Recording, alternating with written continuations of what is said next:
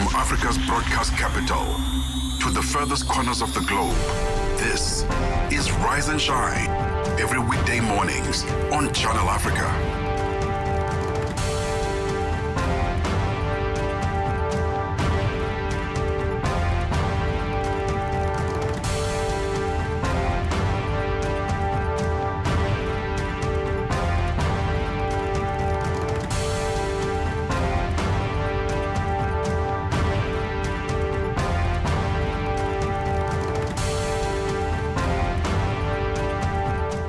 It's 6 o'clock Central African time. Very good morning.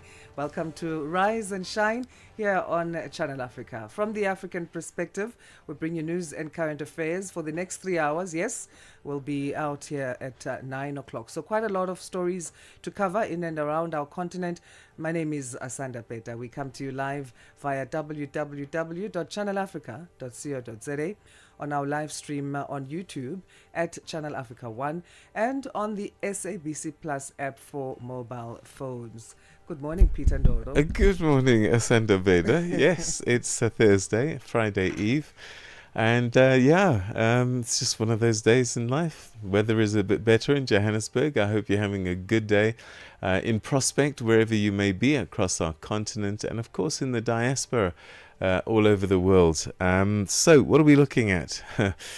It is quite interesting to see on social media, in particular, an army officer sitting behind a desk with other soldiers standing behind him, saying that we've taken over the country. We've seen this a few times now in the last couple of years, and this trend continues. This time, Guinea-Bissau, and we'll be unpacking what all of that means. The military have taken over and the president has been arrested. And we'll also be taking a look, a preview actually, on World AIDS Day, which is next week, and what has happened since the disruption caused by the reduction in funding.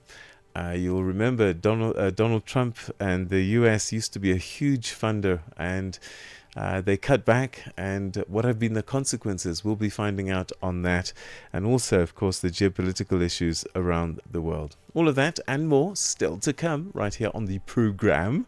Right now, though, Asanda Beda. It is time for the news, Peter Ndoro. Here's Jalani Tulongwepe with that update for the first time this this Thursday morning. And then Fikile Lingwati will give us our sports headlines after her. SABC News, the African perspective. Thank you, Asanda. Good morning. A group of army officers have seized power in Guinea-Bissau a day before the planned announcement of results from a hotly contested presidential election. In a statement read on state television by spokesperson Denise Nchaba on yesterday, the army officers said they had ousted President Umaro Sissoco Embalo, suspended the electoral process, shut borders, and would enforce a curfew. The election results were expected to be announced today. The coup-prone West African country held presidential elections on Sunday. Gunfire broke out yesterday near the headquarters of the National Election Commission in the capital. The BBC's Richard Cargo has the details. Eyewitnesses say people were running for safety as gunfire echoed across central Bissau on Wednesday afternoon. One government official told the BBC she was holed up in her home just a few blocks from the presidential palace and could hear the shooting. Gunfire was also reported near the Interior Ministry. A presidential spokesman said armed men targeted the Electoral Commission offices to stop officials from announcing results from Sunday's election.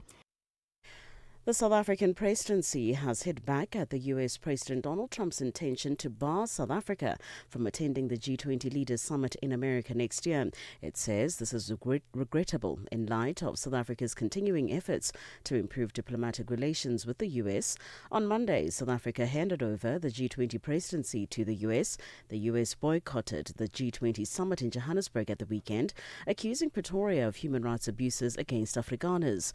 However, G20 leaders adopted the declaration. Presidential spokesperson Vincent Makwenya. It is regrettable that despite the efforts and numerous attempts by President Ramaphosa and his administration to reset the diplomatic relationship with the United States, President Trump continues to apply punitive measures against South Africa based on misinformation and distortions about our country. Still in South Africa, Parliament's Tourism Portfolio Committee has welcomed the proclamation by President Cyril Ramaphosa for the Special Investigating Unit to investigate allegations of maladministration and improper conduct into the affairs of the South African Tourism Board. Earlier this year, Tourism Minister Patricia de Lille dissolved the board. According to her, the decision was based on an unlawful meeting the board had convened while it didn't have a chairperson. Members of the dissolved board have meanwhile taken de Lille to court over the decision. The SIU investigation will probe whether media buying contracts and related payments were conducted in accordance with the supply chain requirements, among others. The death toll from a Marburg virus outbreak in Ethiopia has risen to 6. Ethiopia first confirmed the outbreak on the 14th of November, with 3 deaths being reported 3 days later.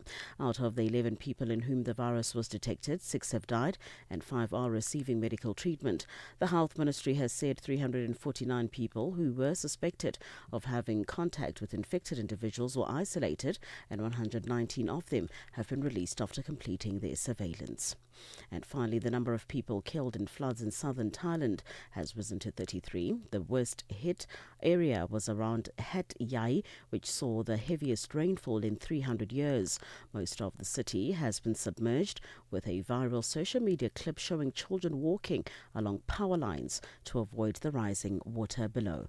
The BBC's Jonathan Head has the story. Volunteers are travelling from all over Thailand to bring flat-bottomed boats to help with the rescue effort. Army and police helicopters have been flying in medical supplies like oxygen to hospitals and flying out patients who need urgent treatment elsewhere. The unprecedented volume of water dropped by tropical storms this year has overwhelmed lakes and drainage canals. Officials expect the flooding, which has affected nearly 3 million people, to last several more days. For any news stories you would like to share with us, please do send an email to newsroom@channelafrica.co.za or call us on +27 11 714 4459. For Channel Africa News, I'm Cholani Tulo Mwepe. SABC News. The African Perspective. In a sports headline, DRC football side St. Eloy Lupopo midfielder believes that they still have a chance to do well in the CAF Champions League. And Nick Kyrgios signs up for the Australian Open warm-up at Kyohong. I'll be back with these and other stories at the bottom of the hour. Wake up, Africa. Peter Ndoro and Asanda Beda are here to help you rise and shine. Weekdays, 6 till 9 a.m. Central African Time. Only on Channel Africa. So every day after the 6 o'clock news, we bring you something that we call the Africa Roundup. And essentially what it is that we take a look back in the last 24 hours of the key news events that have taken place across the continent and sometimes beyond to catch you up and make sure that you didn't miss out on anything. And it also sets you up for the news day ahead. So let's start this Africa Roundup this morning with this story, which I think is probably leading everywhere. A group of army officers in Guinea-Bissau say that they've taken control of the country, and this is just hours before officials were due to release results from a fiercely contested presidential election. In a statement broadcast on state television, their spokesperson, Denise Nchama, announced that the president, Umaro Sissoco Embalo, had been removed from power and the electoral process suspended, borders closed, and a nationwide curfew had been imposed. Profundamente comprometido com os valores de segurança nacional. Deeply committed to the values of national security, civil peace, the defense of the country's territorial integrity, and the independence of Guinea-Bissau, the High Military Command for the Restoration of National Security and Public Order is reacting to the discovery of an ongoing plan to destabilize our country. To carry out this plan, an operational scheme had been put in place by certain national politicians with the participation of well-known national and foreign drug barons, as well as an attempt to manipulate electoral results. The implementation of this plan was uncovered by the State Intelligence Service using a depot of war weaponry. Thus, and until the entire situation is duly clarified and conditions are restored for a full return to constitutional normality, the High Military Command for the Restoration of National Security and Public Order has decided to immediately remove the President of the Republic, close until further notice all institutions of the Republic of Guinea-Bissau, suspend until further notice the activities of all media outlets, immediately suspend the ongoing electoral process, close land and maritime borders and the national airspace, and establish a curfew from 9 p.m. to 6 a.m. em curso. The UN Secretary-General's personal envoy, Ramtane Lamamra, will travel to Port Sudan and Addis Ababa next week. He's been in regular contact with the rival factions in Sudan, pressing them to engage in meaningful dialogue and revive efforts toward peace. He's also working in close coordination with regional organizations, including the African Union, the Intergovernmental Authority on Development, and the League of Arab States. The UN Secretary-General spokesperson Stephanie Dujarric has more. The urgent need for better protection of civilians in Sudan is and will be at the forefront of all his discussions. Our humanitarian colleagues also continue to call for safe and unimpeded access to deliver assistance to people in need across Sudan, including Kordofan and Darfur. On the ground, the situation in El Fasher remains dire. Our colleagues at the World Food Programme are currently supporting families who have fled to 5 areas surrounding El Fasher, including Tawila. Distributions is also ongoing for families who've arrived in a more distant location like Daba in northern state, even as far as Khartoum. The UN's humanitarian office in the Democratic Republic of Congo is warning of a sharply worsening crisis in South Kivu province, with conditions deteriorating fast in the Fizi and Mwenga territories. OCHA's latest access report shows that persistent fighting among armed groups and restrictions during the second and third quarters of 2025 have severely limited humanitarian access or made it impossible in some places. This includes the localities of Minembwe and Itombwe, as well as Au Plateau area. Since May, those areas have faced near total isolation due to severe restrictions imposed by armed groups, including the closure of key roads linking the locality of Fizi to Minembwe and the denial of access to humanitarian organizations. Reported threats have also forced a number of NGOs to withdraw from the areas. More than 300 children and staff were abducted from a Catholic school in Nigeria last Friday in one of the country's worst school kidnappings in a decade. Church officials and the Christian Association of Nigeria say about 50 students have since escaped. Among them was 13-year-old Stephen Samuel. Blanche Marie Ankla reports. Stephen Samuel was tied up and forced to walk into the forest with his classmates after gunmen raided his school in Nigeria. That was until a broken motorcycle gave him a chance to flee. He was one of over 300 students and school staff kidnapped in last week's attack on St. Mary's School in Niger State. When the gunmen came, they met us sleeping and they woke up us and they tell us we should lie down. When we lie down, they tied us. When they finished tying us, they tell us to stand up.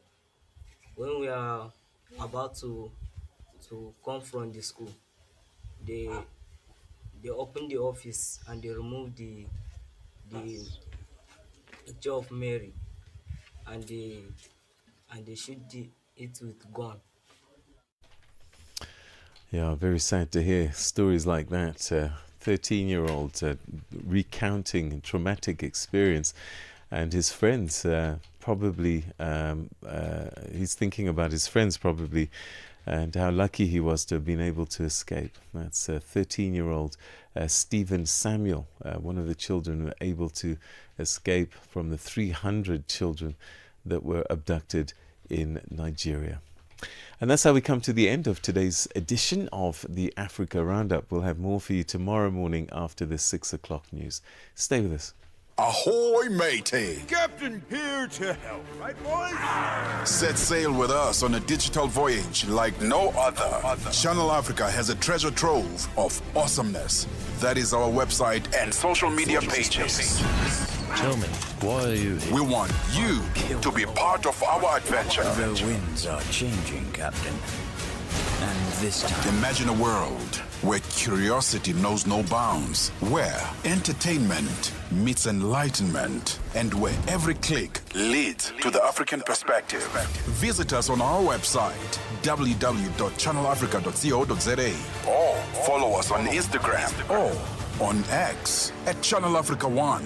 Go on, like us on Facebook at Channel Africa One. So, spread the word. Tell a friend that Channel Africa's online variety is what they need. On the web, Channel Africa, the African perspective. New day, new stories. Start your morning right with Rise and Shine on Channel Africa. A new safety index released on Thursday has revealed how South Africans perceive the security of ride-hailing services and what influences their decisions when booking trips. The findings show that safety remains the most decisive factor for riders, especially at night. Channel Africa's Lebogang Mabange has more. New data released by mobility company Bold in partnership with Ipsos, a global market research and consulting firm, shows that safety concerns continue to shape how South Africans use ride-hailing platforms and what gives them confidence when traveling, particularly at night or in unfamiliar areas. Bold South Africa's senior operations manager, Simo Kalajic, says the study aims to reflect passengers' real experiences and expectations. That's why we've partnered with Ipsos, one of the world's most respected research firms, and this to gain an independent, honest, and data-driven view of how South Africans experience ride-hailing services. This study will help us understand what gives passengers confidence, where pressure points are, and how safety perceptions shape behavior, especially at night or in unfamiliar areas. For us, today is also about listening to the voices of passengers, listening to what they expect from all of us. Government says safety lapses in the e-hailing sector threaten economic stability and trust in the transport system. From the Gauteng Department of Economic Development, Bongani Nkosi says safety directly affects the industry's economic potential. As the Department of Economic Development, we recognize that e-hailing has become an essential part of mobility in our province. But for this sector to fulfill its economic potential, safety must be our top priority. Every ride taken through an e-hailing platform represents a person placing their trust in the system. That trust must be protected. A safe e-hailing environment strengthens Gauteng's economy. It builds confidence, reduces conflict within the transport sector, protects jobs, encourages investments, and when safety fails, the entire value chain suffers. Ipsos data shows that the majority of riders turn to e-hailing because they feel safer than using public transport. Ipsos associate consultant in Kenya, Stephanie Kanyiri, says safety is now a determining factor in choosing ride-hailing. We find that safety is not just a benefit of ride-hailing, but a decisive factor shaping passengers' choices, where we had 90% actually perceiving ride-hailing to be safer. And we see that most riders report turning to apps because they feel safer than public transport, particularly in vulnerable situations, whereby we continue to ask what are some of the situations that prompted the use of ride-hailing. And we find that instances such as late night travel, after drinking, or when public options feel insecure. The study also highlights how ride-hailing is used as a safety tool, with many South Africans booking trips for others. Kanyiri says this shows the trust placed in these services. In South Africa, 93% of ride-hailing passengers have booked a ride-hailing trip for someone else, most often to ensure that their loved ones do get home safely. Convenience, reliability, and late-night safety are the main motivations, highlighting the trust that people place in ride-hailing as a secure and dependable transport choice. And this speaks to the question whereby we asked what was the main reason that you chose to actually book a ride-hailing app for them. The findings point to a growing reliance on ride-hailing for safety, especially during late-night travel, but also highlight the need for continued improvements to protect passengers and rebuild trust where it has been lost. Reporting for Channel Africa, I am Lebogang Mabange in Johannesburg, South Africa. Global Vaccine Alliance, Gavi, together with UNICEF, has secured a significant price reduction for the new R21 malaria vaccine. And that's a move expected to expand access for millions of children across low-income countries. The cost of each dose will drop by 25% from roughly $4 to close to $3 within the next year. UNICEF, which procures the vaccines using Gavi's funding, says that the agreement comes at a crucial time as donor support has tightened, but the need to protect vulnerable children remains urgent. Channel Africa's Lebogang Mabange spoke to Andrew Jones, who's UNICEF's Deputy Director for Immunization Supplies. Well, first of all, I want to say how important malaria is across Africa in particular, right? There's hundreds of thousands of children that die every year. And so this is a crucial tool against in the fight against malaria. I think the price reduction makes it a little more affordable, right? In the time we're in right now, where we're seeing aid constraints and countries under financial hardship, that makes it easier. And it makes it a little bit easier to get more vaccine to more children. The price reduction deal is going to significantly contribute to protecting the program overall, which will maintain access to malaria vaccine for countries.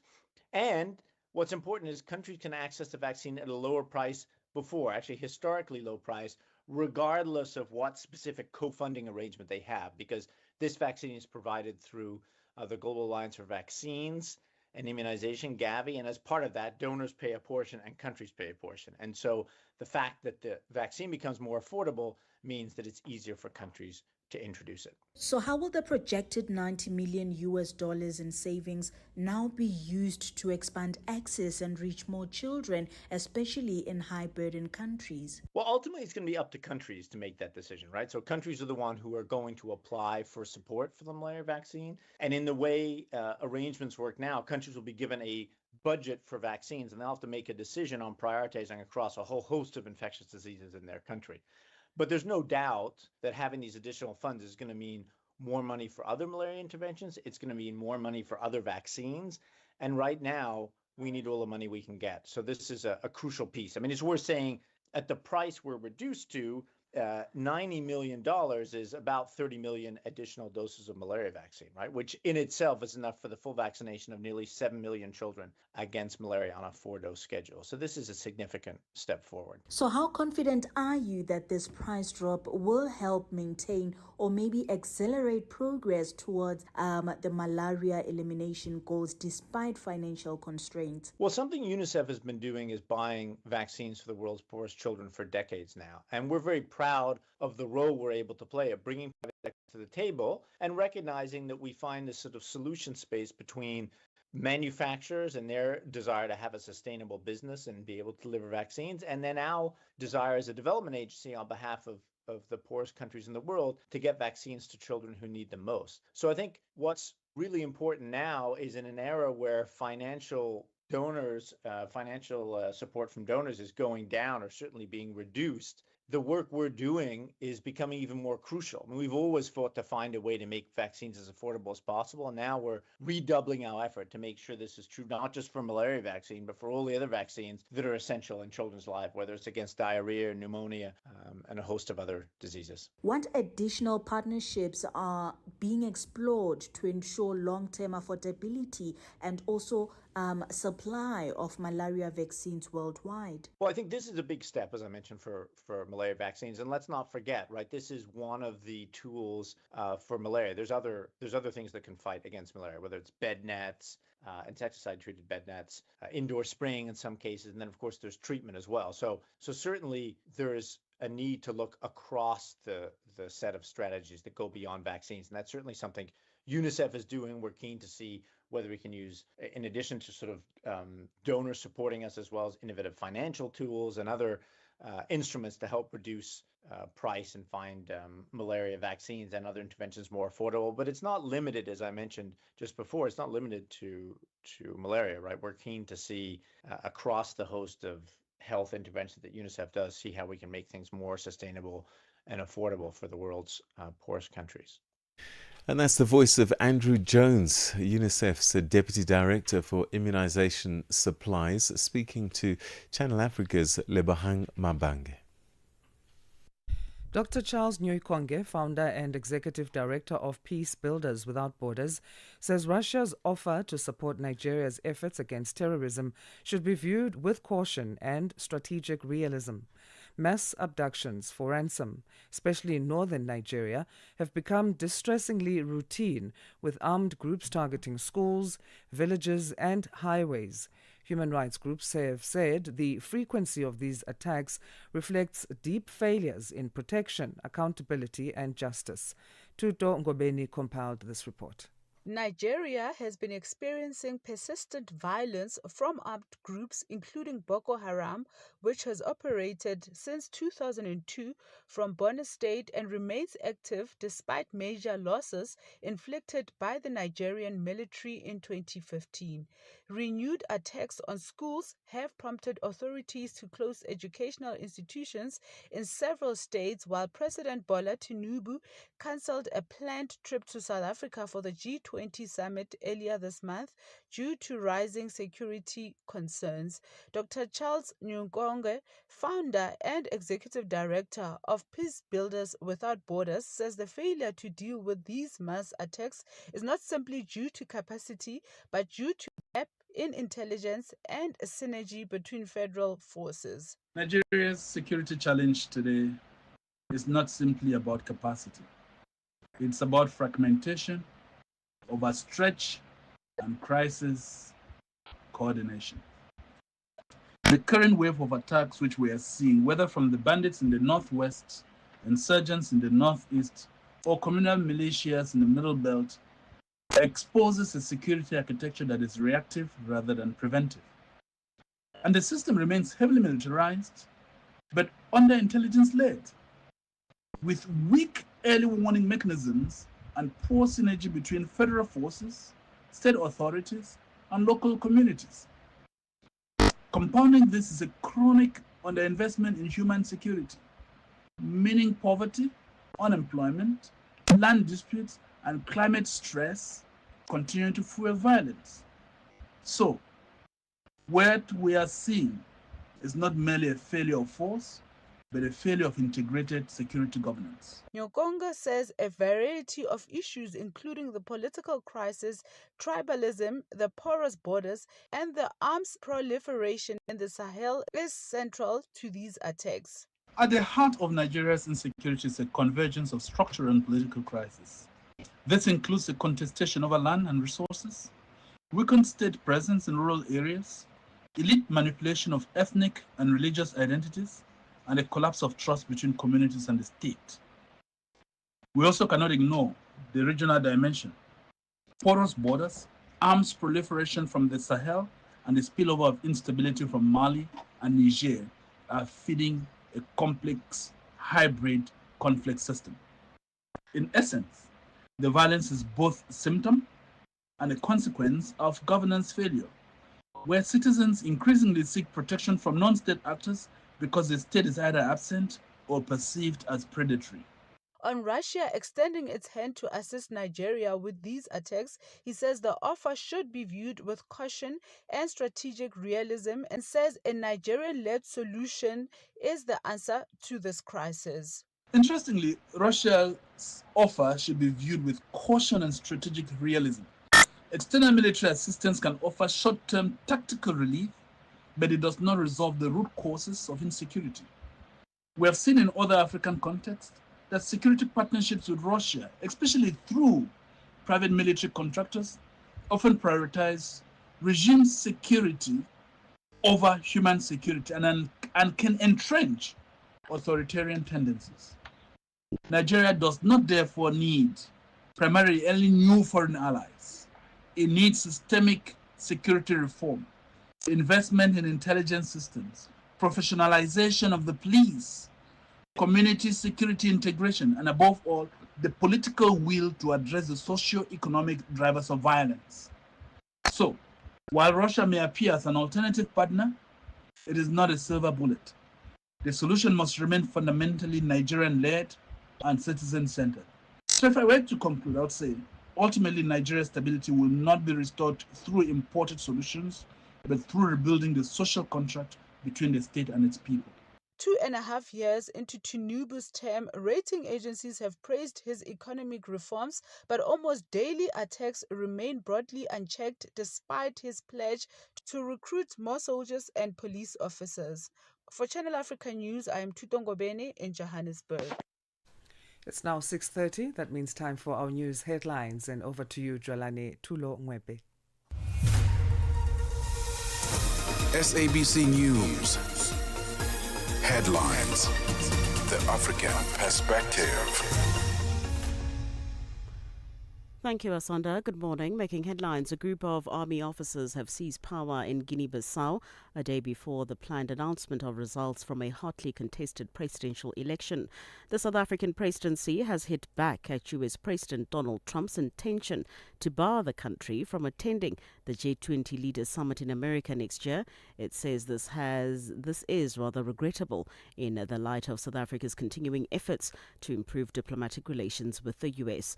And finally, the Kremlin has confirmed that Moscow has received the amended peace plan to end the war between Russia and Ukraine. I will have details on these and other stories at 7 o'clock. SABC News. Headlines. The African Perspective. It's time for us to take a first look at what's been happening in the world of sport. And doing that, I'm sitting at the sports desk this morning, is Figile Lingwati. A very good morning to you, Brafix.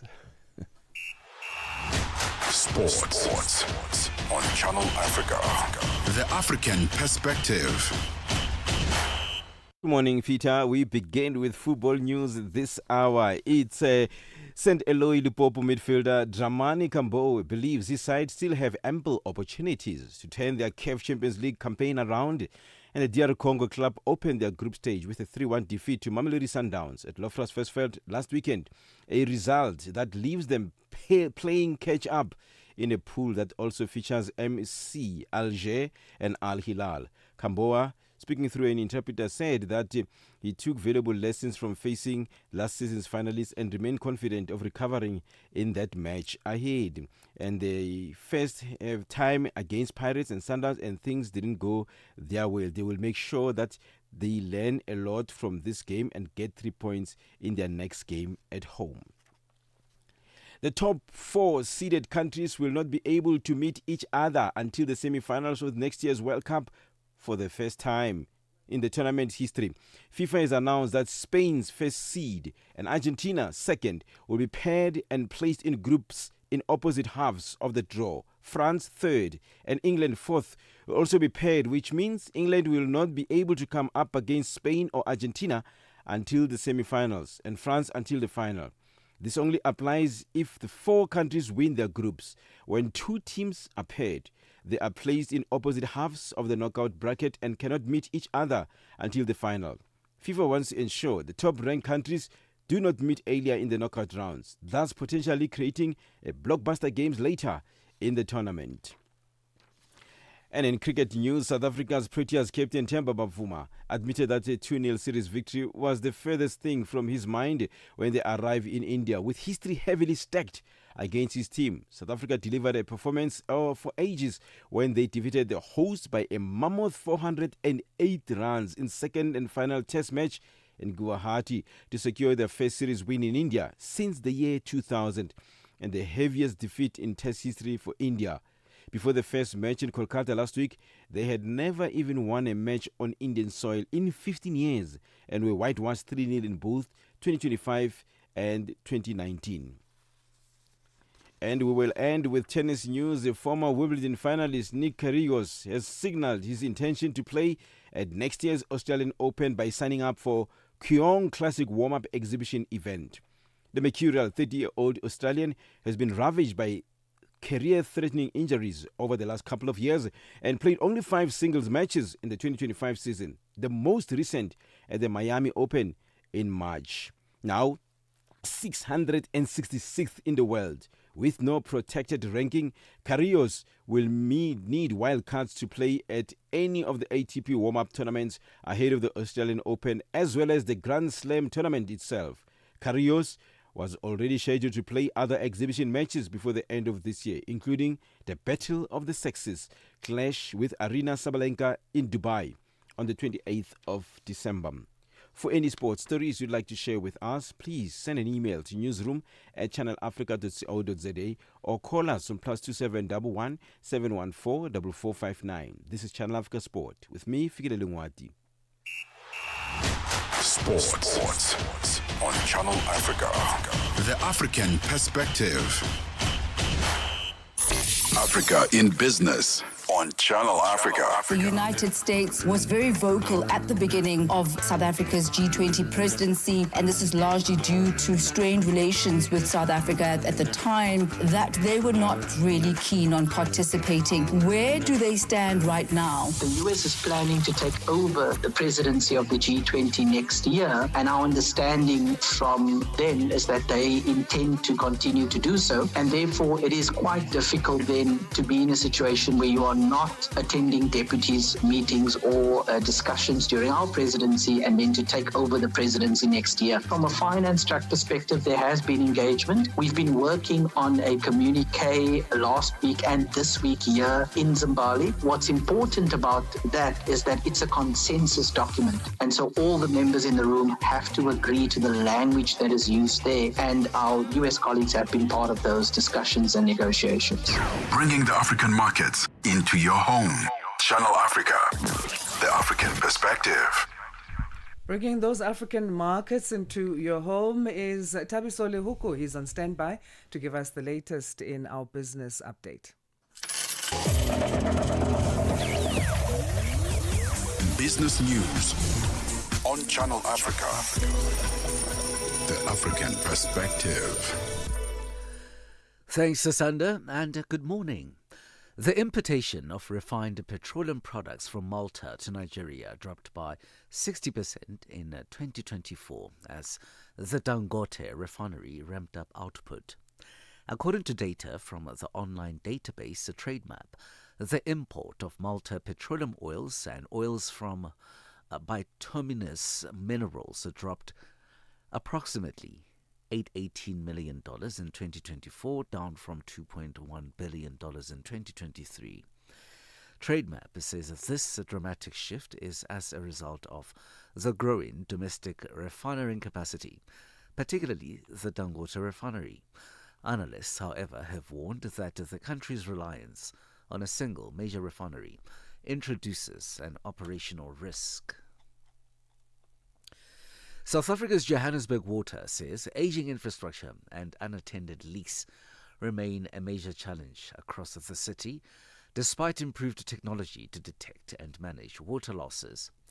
The utility showcased its leak detection program to the media, demonstrating how advanced tools are used to locate bursts and reduce wastage. Techa Kandisemi from Johannesburg Water's demand management team explains why community cooperation remains crucial. So while Johannesburg invests heavily in technology and proactive leak detection, residents play a very vital role in safeguarding our water resources. So we continuously encourage all households and businesses to use water sparingly, fix household leaks promptly, and report bursts and leaks in open hydrants. Avoid unnecessary water use, especially during the peak demand like now, peak demand periods. So together, if we work hand in hand as a city of Johannesburg and its residents, we can protect our limited water resources and ensure a reliable and sustainable supply for all. The hearing on the French government's request that Chinese online platform Shein be suspended in France for 3 months over sales of childlike sex dolls and banned weapons has been postponed to the 5th of December. Shein also already disabled its marketplace where third-party sellers offer the products to shoppers around the world in France since the 5th of November, after the government found the dolls and weapons for sale on the site. But the part of its website offering Shein's own clothing range is still accessible. The government aims to secure a 3-month suspension of Shein's website as a whole under an extraordinary judicial procedure as it pushes the company to tighten controls over the products it sells. $1 in Nigeria is trading at 1,453 naira. In Botswana, it's at 13.31. Kenya, 128 shillings 76, and Zambia, it's at 22 kwacha 89. The BRICS countries in Brazil, the dollar there will cost you 5.38. Russia, 72 rubles 89. India, 89 rupees 15. China, 71.9. And in South Africa, the dollar will cost you 17 rand 24 cents. 76 pence to the British pound and 86 to the euro. Gold $4,164 and platinum $1,565 per ounce. Brand crude oil is at $62.26 a barrel. For any business stories you would like to share with us, please send us an email to newsroom@channelafrica.co.za or call us on +2711 714 4459. For Channel Africa Business in Johannesburg, I'm Tabisolo Hoku.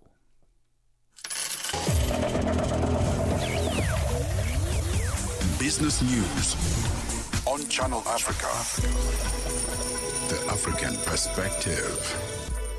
The sound of Africa is moving. Experience our new mobile app.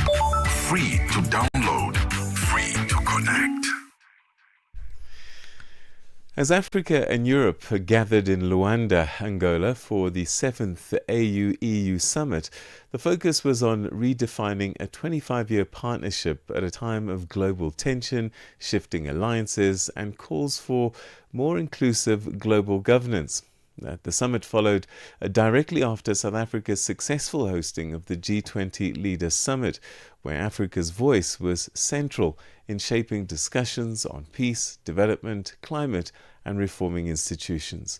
President Ramaphosa and Minister Ronald Lamola attended the opening sessions, and then the South African delegation was led by Ambassador Xolisa Mabongo, who's the Deputy Director General for Global Governance at South Africa's Department of International Relations and Cooperation, otherwise known as DIRCO. The summit explored cooperation on peace and security, economic development, migration, and other issues like youth mobility and Agenda 2063. Well, to unpack South Africa's priorities and also the broader diplomatic and economic ambitions of Africa, I spoke to Ambassador Mabongo, and I began by asking him the significance of the summit straight after a successful G20 presidency. Yeah, indeed, this was a very important meeting between the AU and the African Union. It was marking a 25th anniversary of this very important relationship. The EU is one of the biggest partners in terms of development, peace and security with Africa. And of course, there was a thematic linkage between the G20 that was held in Johannesburg and the AU-EU meeting.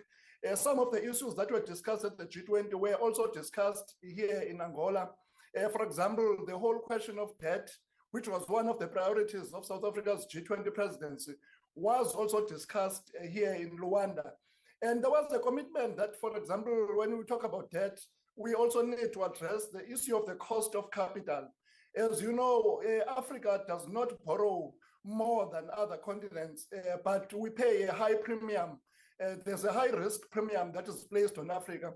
Therefore, the cost of capital in Africa does exacerbate the indebtedness that our countries are facing. So those types of discussions took place. And of course, on peace and security, there was also quite a focus on the DRC, on Sudan, and you will realize that these are also conflict situations that are mentioned in the Johannesburg Declaration of the G20. Ambassador, it's been 25 years, this AU EU summit and partnership.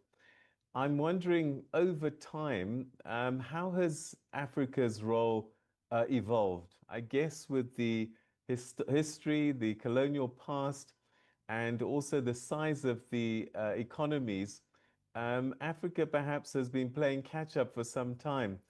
Where are we now in terms of maybe driving the agenda and having our voice a little bit more forceful or louder?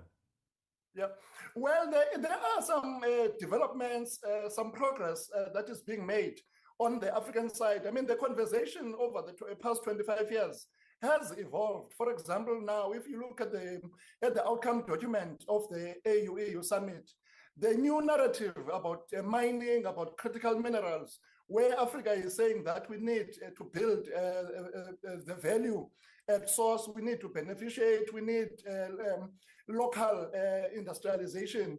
So all those elements that are contained in the outcome document, they really speak to a new narrative by Africa. But also on peace and security, in as much as we still see some conflicts in the continent, we also see unconstitutional changes of government. But on the other side, I mean, there's the number of African countries, for example, that are doing elections in a free and fair manner, where people are able to express their will. That number is growing. Sometimes we tend to focus on the negative aspects where there is unconstitutional changes of government and conflicts. But on the other hand, I mean, the African continent is evolving in terms of democracy, human rights, and just a respect for international law. So I would say that in a nutshell, we see progress in the way that Africa has been evolving throughout the 25 years of this partnership with the European Union. Earlier on, you spoke about things like debt and cost of capital. South Africa has been vocal on reforming institutions such as the UN, IMF, the World Bank, and even the UN Security Council. Has a platform such as this, the AU-EU summit, helped advance these ideals? It does. In the outcome document that has been adopted here in Rwanda, there is quite a strong focus on the reform of the international financial architecture, the reform of the United Nations and the Security Council. So when Africa and the EU are able to agree on these concepts, it means that when we go to the United Nations, we will have a common voice with the European Union on these issues. Just under the G20, you will recall that we already have a program for the reform of the multilateral development banks. And this was a program of the G20 that started in 2023 under the Indian presidency of the G20. It was then taken up by Brazil in 2024 when they were the G20 president. And then we completed that agenda under our presidency as South Africa, where we wanted to see that these multilateral development banks are given a bigger envelope so that they can work better. They can be better in terms of providing resources for development in Africa and in other countries of the South. So yes, when the AU and the EU meet and pronounce themselves jointly on the urgency of the reform of the international order, it means then we have multiplied the voice when we go to the United Nations, when we go to Washington, to the World Bank and the IMF. So it does help, I would say. So one of the things that President Trump has done well is to try and divide and conquer, picking certain countries on the continent and having different relationships with them. Is Africa as a continent actually on the same page when it comes to engaging with the European Union? Well, there is. I think what we need to do as Africa is really to speak with one voice on some of the issues that are important for us, where we have got common interests. For example, I spoke earlier about critical minerals. If African countries were to take a similar approach on critical minerals, of course, guided by the African Union and SADC and other sub-regional organizations, to say we are focusing on industrializing our countries, we are focusing on the implementation of the ACFTA, we are focusing on beneficiation, local value addition. So I think that is beginning to happen in a way. Under the auspices of the AU, we're beginning to see those types of talks and conversations. And I think we need to be steadfast in really defending our interests. And I think we need to also take quite a long-term view of things as individual African countries. So we should not allow space for division. So that is basically the approach that we believe as South Africa we should be taking collectively as a continent. Earlier on, you spoke about critical minerals, and I guess it sort of furthers the discussion and issues that we've had over time about Africa. Yes, Europe is our biggest trading partner, but it's mostly raw materials and we import finished goods. How much more discussion is there about shifting that balance between us supplying raw materials and importing finishing goods, and perhaps having this story of beneficiation actualized? Yeah, well, this is a very big part of the discussions between AU and the EU, but also in the G20 and in the United Nations. I think there's general understanding now that we need to change the patterns of mining. We can't be doing mining of critical minerals the way we did mining 100 years ago, where, as you correctly say, we were mainly exporting raw materials and receiving back finished products. The discussion is quite advanced. I think everybody realizes that this is what we need to do. So the EU has committed themselves that they will help African countries to beneficiate critical minerals, add value at source, and move our countries up the value chain. Remember, Africa, just the sub-Saharan Africa, accounts for about 30% of the critical minerals that are needed by the world. So we have got quite a strong bargaining position if we work collectively as Africa and commit ourselves to these principles. But I must say that the conversation that we're having with the EU on that is quite positive. Also bilaterally, when South Africa had a summit with the European Union, a bilateral summit, this was also part of the conversation to say how will the EU work with South Africa as an individual country to work on beneficiation of critical minerals. But now that has now been expanded to the whole of the African continent. What we need to do, as I said earlier, is to be united and be steadfast as African countries and take a long-term view on these issues. So the summit has come to an end now, declaration made. What do you see as the practical, actionable outcomes of this summit so that, you know, it's not yet another talk shop? Well, I mean, there's quite a number of decisions that were taken. For example, the support for the ACFTA was pronounced quite strongly, because for Africa to grow, diversify our economies, we need to trade amongst each other. For example, if you look at African trade, it has not really improved from where it was maybe 15 years ago or 10 years ago, where it hovers or at only around 15%. When you look in Asia, their intra-Asian trade is at about 55%. Of course, in Europe, it is quite high, about 89%. So naturally, the countries are supposed to trade with their neighbors. Unfortunately, in the case of Africa, we've not been able to do this because largely because of infrastructure, but also of the fact that we tend to produce the same products as African countries. So when we talk about the ACFTA and its implementation, we are actually talking about increasing trade in the African continent, building infrastructure so that we can do trade facilitation better. So there was that, this is just one of the commitments that is in the document in terms of implementation, concrete things that can be done. Secondly, when we talk about peace and security, there is a commitment to really help the people of Sudan, help the people of South Sudan, help the people of the DRC to actually emerge, to finally emerge from some of these persisting conflicts. So we think that we will be able to work with the European Union as Africa on some of those very practical things, the economic dimension, but also on the peace and security dimension.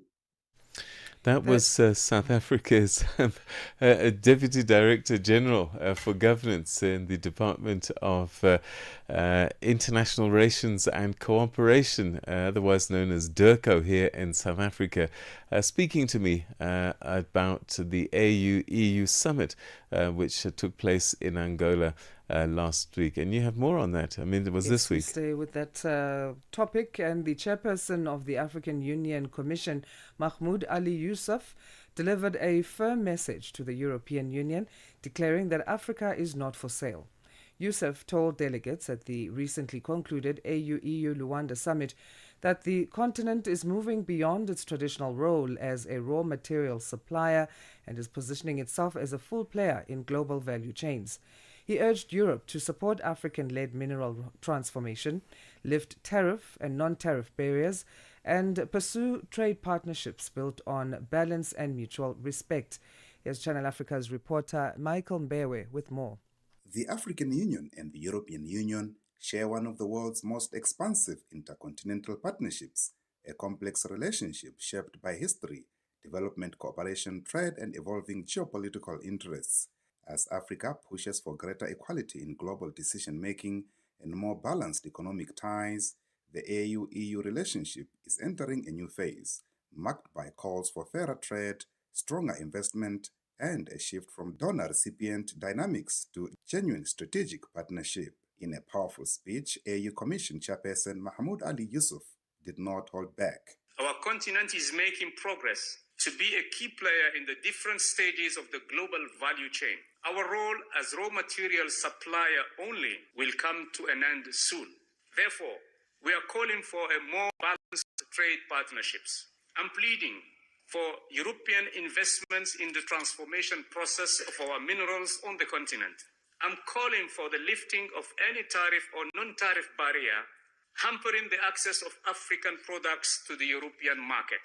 And as the world moves from a unipolar order toward a new era of multilateralism, the AU chairperson renewed his call for a fairer global system. He urged leaders to strengthen a multilateral framework built on equality and mutual respect, saying it is essential to advance shared global interests.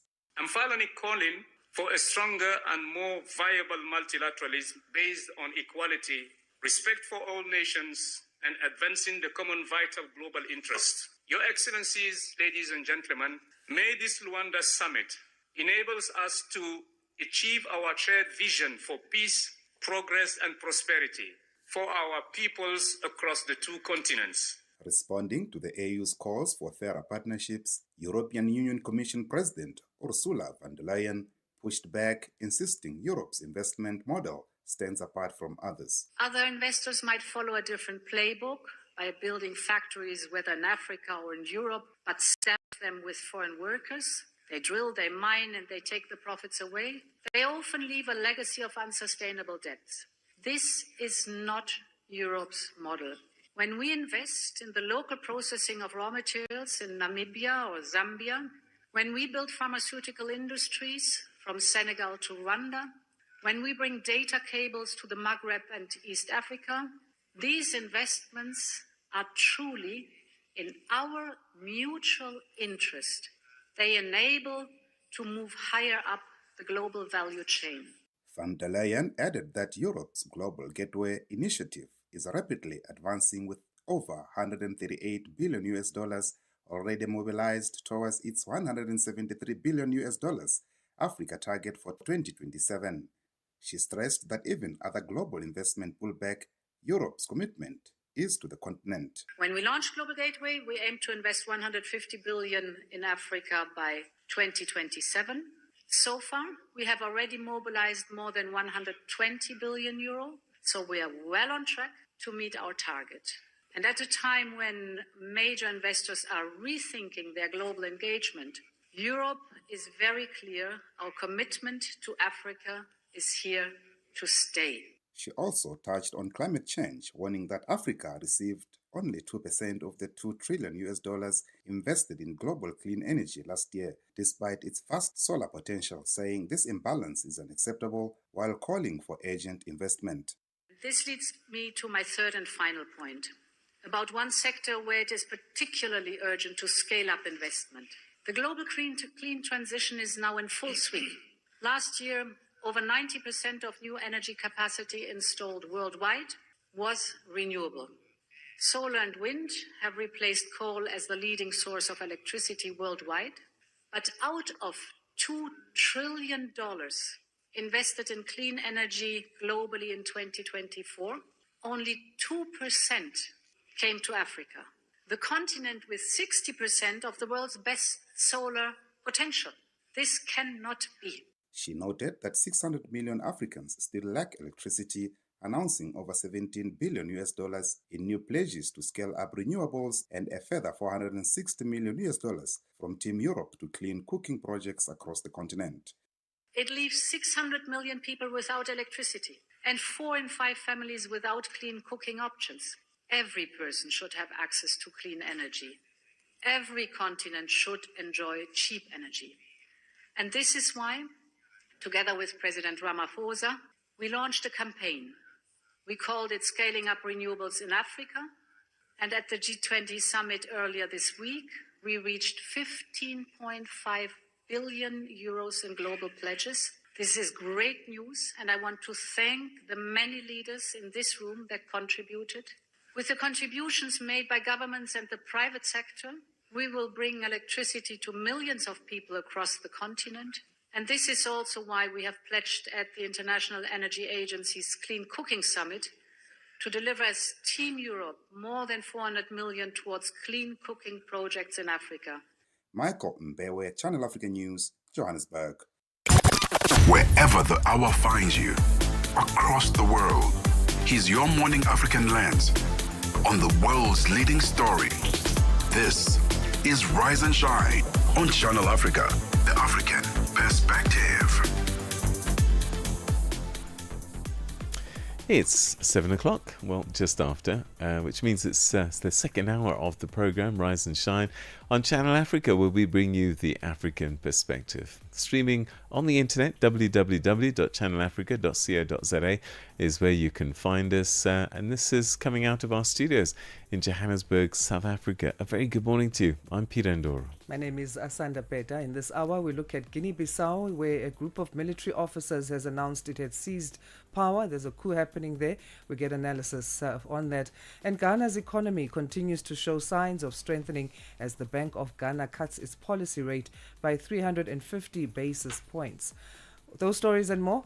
And of course, we started with our news update. Here's Jolane Tulo Mwepe, and Fikile Lingwati will follow with a snippet of what's happening in the world of sports.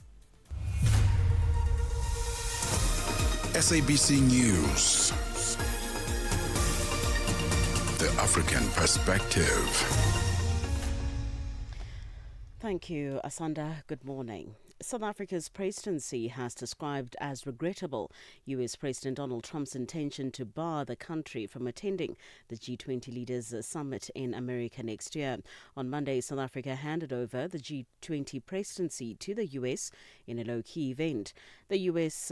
boycotted the G20 summit in Johannesburg at the weekend, accusing Pretoria of human rights abuses against Afrikaners. However, G20 leaders adopted the declaration. Presidential spokesperson Vincent Makwenya. The United States was expected to participate in all meetings of the G20 during South Africa's presidency and elected not to attend the G20 Leaders Summit in Johannesburg out of its own volition. South Africa is a member of the G20 in its own name and right. Its G20 membership is at the behest of all other members. South Africa is also a sovereign, constitutional democratic country and does not appreciate insults from another country about its worth in participating in global platforms. South Africa will never insult another country or its standing in the community of nations.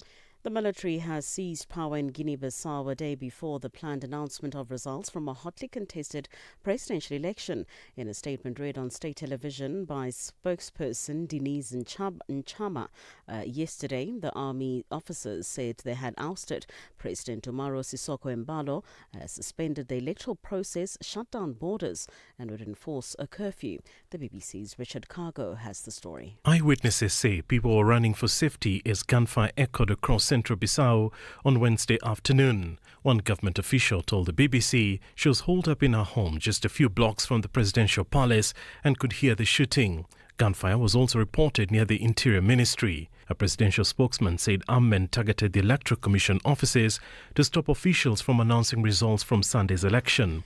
Nigeria's President Bola Tinubu has declared a nationwide security emergency after a sharp rise in mass kidnappings and deadly attacks. Recent weeks have seen a series of high-profile abductions. In one case, a Catholic school said 300 learners were taken. Tinubu says militant groups are behind the abductions. The BBC's Chris Iwoko has the story. This is the first official identification of gunmen engaged in deadly attacks and kidnapping in the northwest and central Nigeria.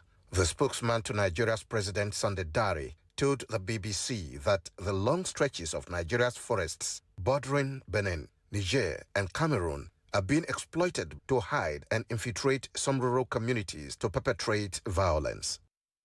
Attempted murder accused an alleged South African criminal cartel kingpin Vusumuzi Ket Matala is expected to continue to testify before Parliament's ad hoc committee today. He will testify from the Hoshi Mampuru Correctional Facility in Pretoria. Yesterday, Matala said former Police Minister Bheki Cele arranged a meeting between him and KwaZulu-Natal Police Commissioner Nhlanhla Mkhwanazi in Durban in April this year. Matala said they discussed persuading a complainant to drop charges against Mkhwanazi. And he said, I must tell the guy that, listen, he must drop the charges against him, and also he must add that the people who actually compelled him to lay charges against him is Minister Mkhunu and General Sibiya. And finally, the death toll from a Marburg virus outbreak in Ethiopia has risen to 6. Ethiopia first confirmed the outbreak on the 14th of November, with 3 deaths being reported 3 days later.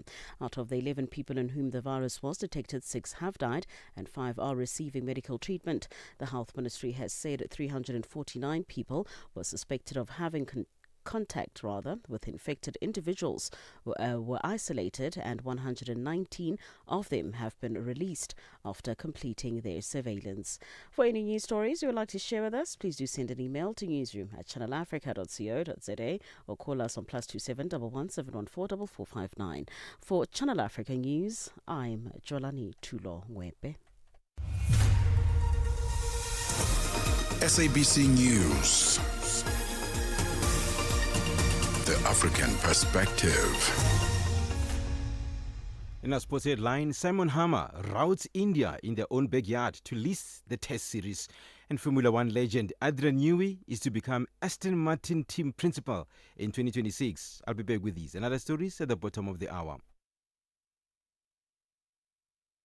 Start your day informed, inspired, and entertained. Asanda and Peter bring you Rise and Shine. Weekdays, 6 till 9 a.m. Central African Time. Darubini ya Afrika na I am Henry Shakif. Deogratus Bwire, wewe kama mkurugenzi wa shirika la kutetea haki za binadamu kutoka kule Dar es Salaam, Tanzania. Maandamano yameendelea kwa siku ya pili. Nini kinaendelea? Kwanza mimi ningependa tusiliweke kama wafuasi wa upinzani.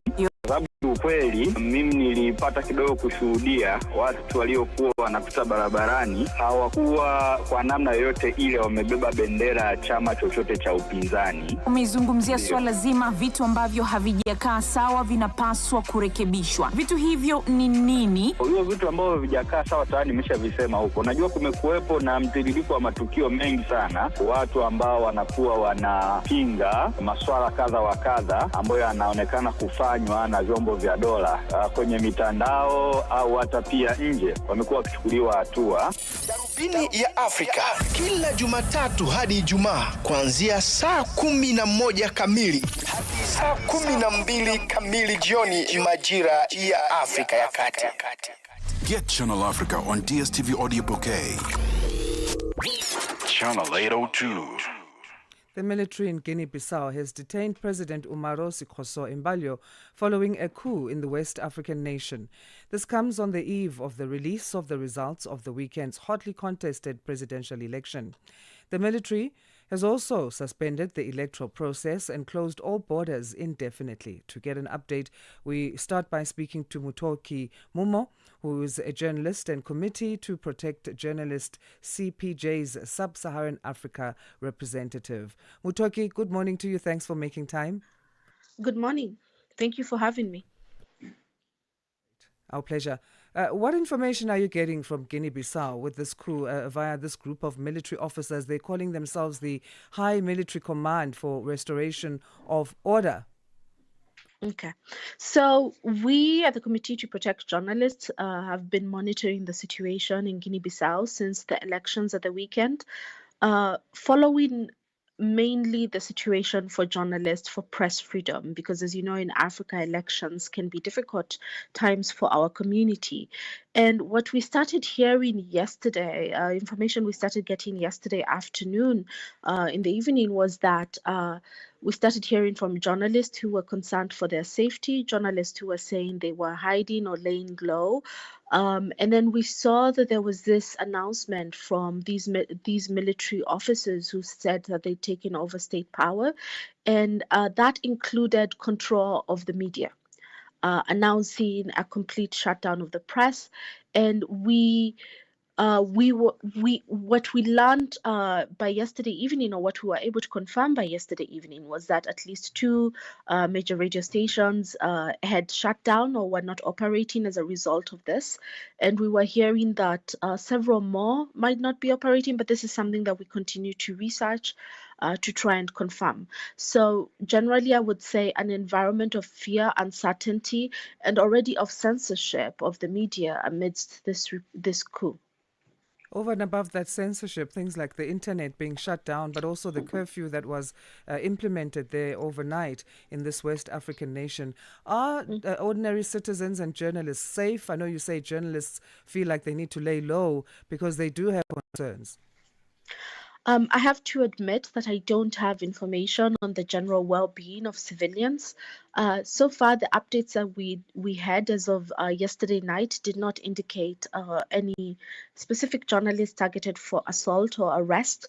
But the concerns that we're seeing are very valid, because you have to remember that this election took place following at least 2 years of deep political uncertainty, going as far back as late 2023, when President Embalo dissolved parliament and proceeded to rule by decree.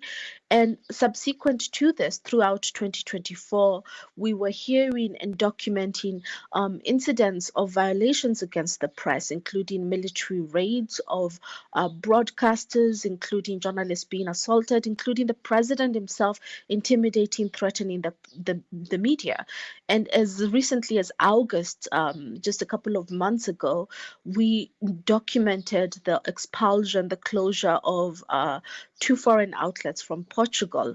So the fears that we're seeing reported right now are valid because they're coming within a context where journalists who've tried to report this extended period of political turmoil have been targeted, whether that's for censorship or for physical attacks.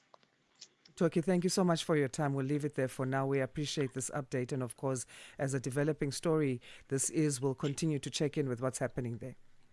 Thank you so much for your time. Mutoki Mumo is a journalist and Committee to Protect Journalists Sub-Saharan Africa representative, giving us the latest in the military coup taking place in Guinea-Bissau.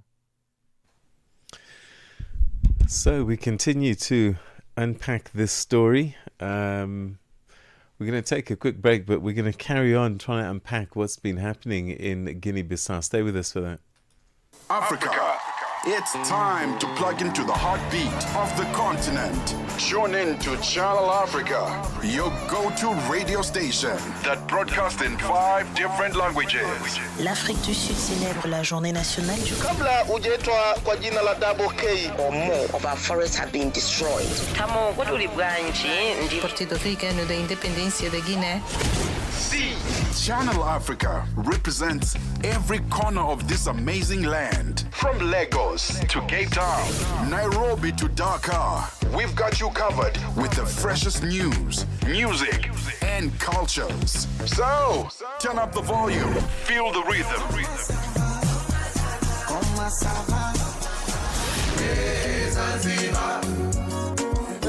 And join the conversation. Channel Africa, the African perspective. A fresh morning, a fresh perspective. Stay tuned to Rise and Shine on Channel Africa. So it continues to be a developing story. What do we know so far? In Guinea-Bissau, a group of army officers have announced that they've taken control of the country and suspended the electoral process and closed all borders just hours before provisional results from the contested presidential election were expected to be released. Gunfire has been reported near key government institutions, and there are credible reports that President Embalo, opposition leader Fernando Diaz and former Prime Minister Domingos Simones Pereira have been detained. Now, this comes in a country that's long plagued by coups, political volatility, military interference in governance. And to help us unpack the implications of this latest power grab, we're now joined by Advocacy Officer at the West Africa Democracy Solidarity Network, Austin Ayigbe. Thanks very much indeed for joining us, and welcome to the program. Hello, Austin, are you there? Thank you very much. Great. Austin, help us make sense of what's happening in Guinea-Bissau. Was this or should it have been expected? Can you hear me? Yes, we can hear you, Austin. Can you hear us?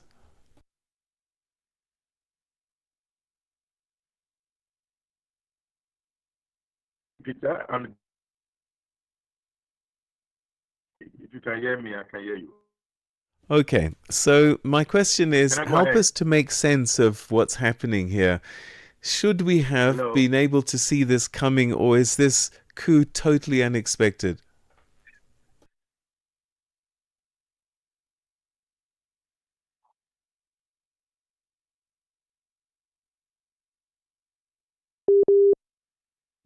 All right.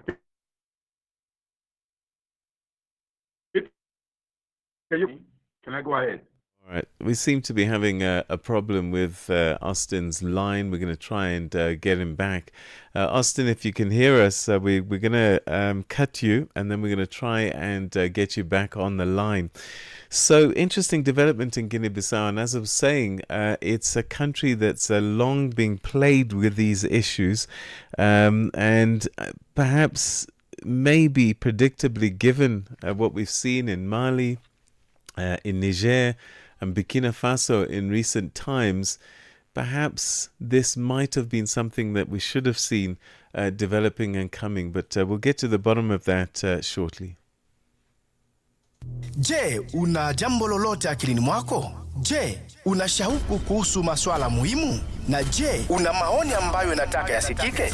Kweli, hili jukwaa ni la kwako. Piga simu au tuandikie kwenda WhatsApp namba alama ya kujumulisha 2760552594 na tutakupigia simu. Mtangazaji wa habari zetu za Afrika Kusini mjini Johannesburg. Hivyo unaweza kuwa mshirika kwenye matangazo yetu. Sio mazungumzo tu, ni fursa yako ya kuchangia maoni yako na kushirikiana na jumuiya ya wasikilizaji wanaotamani mtazamo wako. Tufuate kwenye mitandao ya kijamii.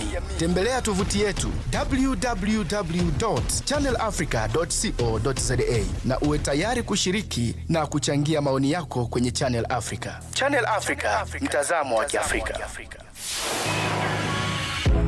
Your life, your rhythm, your Africa. Channel Africa.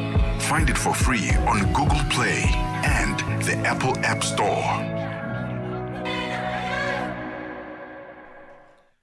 The economy continues to show signs of strengthening as the Bank of Ghana cuts its policy rate by 350 basis points, bringing it down to 18%.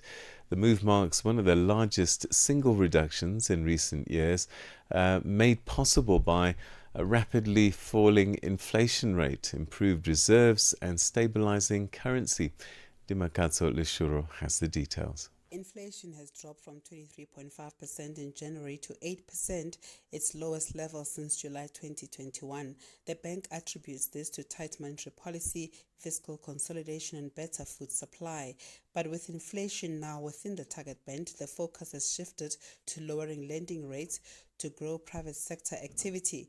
Governor Johnson Asiyama reaffirmed a commitment to driving lending rates lower. I am on record to have said that by the end of my tenure, I would want to see lending rates at 10%. I've said it, I still stand by it. We are doing everything we can to make sure we achieve that by the end of our tenure. If you look at the data, you are looking at a movement from around 32% down to 21% currently. The banks have what they call the reference rate, the general reference rate. Some of them are even lending below that currently. And gradually, as interest on T-bills and others continue to trend down, banks will have no choice than to do aggressive lending. With growth gaining momentum and confidence surveys improving, the bank expects economic activity to continue strengthening, but risks remain, particularly Ghana's vulnerability to swings in global commodity prices. Asiyama told the media at a press briefing that as a commodity exporting country, external shocks can quickly spill over into the domestic economy. We are basically another commodity exporting country. Remember, what do we export? 3 items: oil, cocoa, gold. And most of it we export as primary products. When you are a country like that, you are always exposed to external shocks. If the US dollar strengthens for any reason, and if anything happens there that has nothing to do with Ghana, and the dollar strengthens, that would have, a very significant impact on us down here. And so my worry is that we tackle some of these, call them vulnerabilities. We are doing our part by building adequate reserves. That's one of the things you can do. But I would want to see more of structural, programs. And I see some of that in the budget, which is very good. Can we do more and more processing, right? More value addition, to the items that we export. This push towards structural transformation includes greater refining of gold, more domestic processing of oil, and exploring cocoa processing outside Ghana to capture more global value. The governor hinted that these priorities will be pursued aggressively in partnership with the Finance Ministry. Asiyama also addressed concerns about Ghana's gold for reserve operations, clarifying misconceptions. So remember, Gold Board is just the PMNC as we used to have it, right? So it's our relationship to get, vis-a-vis the Gold Board. It's just like the relationship we had with PMNC. What we do is to ask Gold Board to purchase something for us, and then that something is exported. When it's exported, we receive the US dollar. So it's not as though we are funding them. It is a service they are producing for us. And come to think of it, we take money from the commercial banks, right? From the commercial banks. And that is exactly what we pass on to the Gold Board, which they use to, acquire the Ndoro gold. It is exported. We take custody of the FX, and then the same FX is intermediated. So it is not as some people are putting it. In any case, remember we are under the fund program. We are still under the fund program. The zero financing condition we are holding, very, very strictly. There's been no violations. If there was any violation, the IMF would have raised, concerns immediately. So we are not funding the Gold Board. They are, providing a service for us. And I'm sure that explains the question. As reserves strengthen, now covering nearly 5 months of imports, the bank hopes to maintain stability against potential shocks, such as commodity price swings, US dollar strengthening, or unexpected capital flow reversals. For Channel Africa News in Johannesburg, I'm Dimakatso Leshuro. So we go back to this story that we're following in Guinea-Bissau, and what we know is that a group of military officers have taken control of the country, and it looks as if the president and the popular opposition figure there has been detained by these military officers. Let's find out a little bit more about what's going on. And we're now joined by Advocacy Officer at the West Africa Democracy Solidarity Network, Austin Aigbe. Austin, thanks very much indeed for joining us. Welcome to the program once again. Thank you very much, Anna. I see over there. Austin, what do you know and understand of what's behind this particular takeover, and how serious is the situation on the ground? Again, thank you so much. Let me do a bit of summary. I'd like to begin by saying that I believe that my instinct tells me that this is more like a staged coup, staged in a context of the historical context of what we know about Umbalo, the president. Recall that the president, a few months ago, about a year ago, dissolved the parliament over issues that he called a military attempt, a failed coup, so to say, dissolved the parliament. A president elected, dissolving an elected parliament, because the parliament was totally opposition-controlled parliament. He dissolved it. Just a few days ago, recognizing that it was no longer safe in the hands of the Constitutional Court, recognizing that the Constitutional Court will have to confirm the result, because in the election of November 23rd, the opposition candidate was coasting to victory. It suspended the constitutional judges. In fact, it dissolved the Constitutional Court. Recognizing, too, that the elections will be counted and representative of opposition political party will be present at the collation point, he started sending military officials to those points.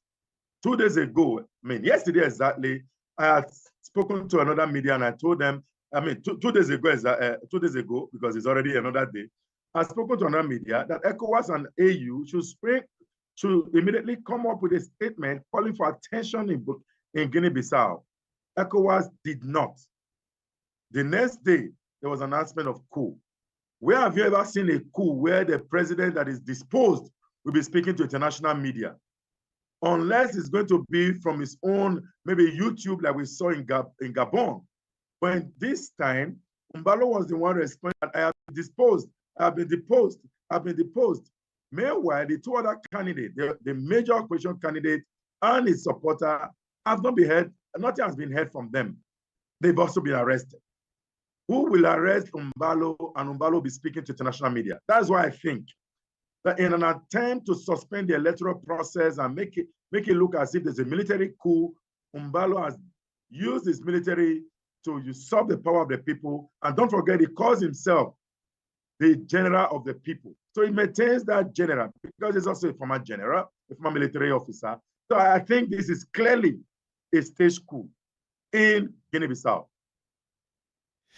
All right, so if your theory is correct, what we will see is Umbalo continuing to run the country through these military officers that are loyal to him. Is that what you're suggesting? That is exactly what I'm saying. So what Umbalo is going to do is to allow, in a few months, maybe have a military head, then they run for another election. Umbalo will then return and contest the elections. Because right now it's clear that he has lost the election. And what he will do is to keep this opposition candidate in prison, then the coast will be very clear for him. I think his head bent on leading Guinea-Bissau, because it wasn't expecting it was going to get defeated just like that, because it was clear. 63% is the figure that we have.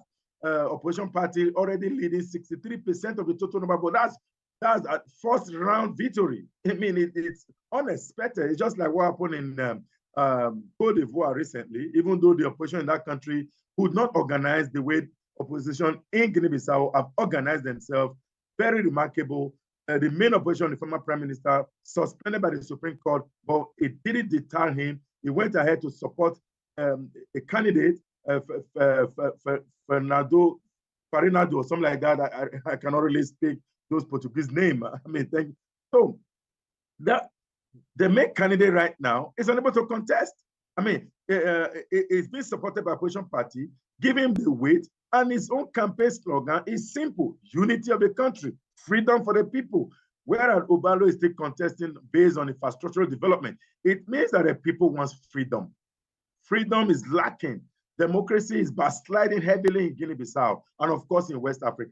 It's very painful that ECOWAS responded after the military had taken over, whereas they could have been proactive, because last night there was a statement by ECOWAS mission, AU mission, and the West African Elders Forum, where they are calling for the continuation of the process to announce the results. But the military has already taken over, and they are asking the military to revert in its decision and allow the process to continue. Let's see what happened afterwards, because that would have been something, that statement ought to have been released at the time we knew that things were going south.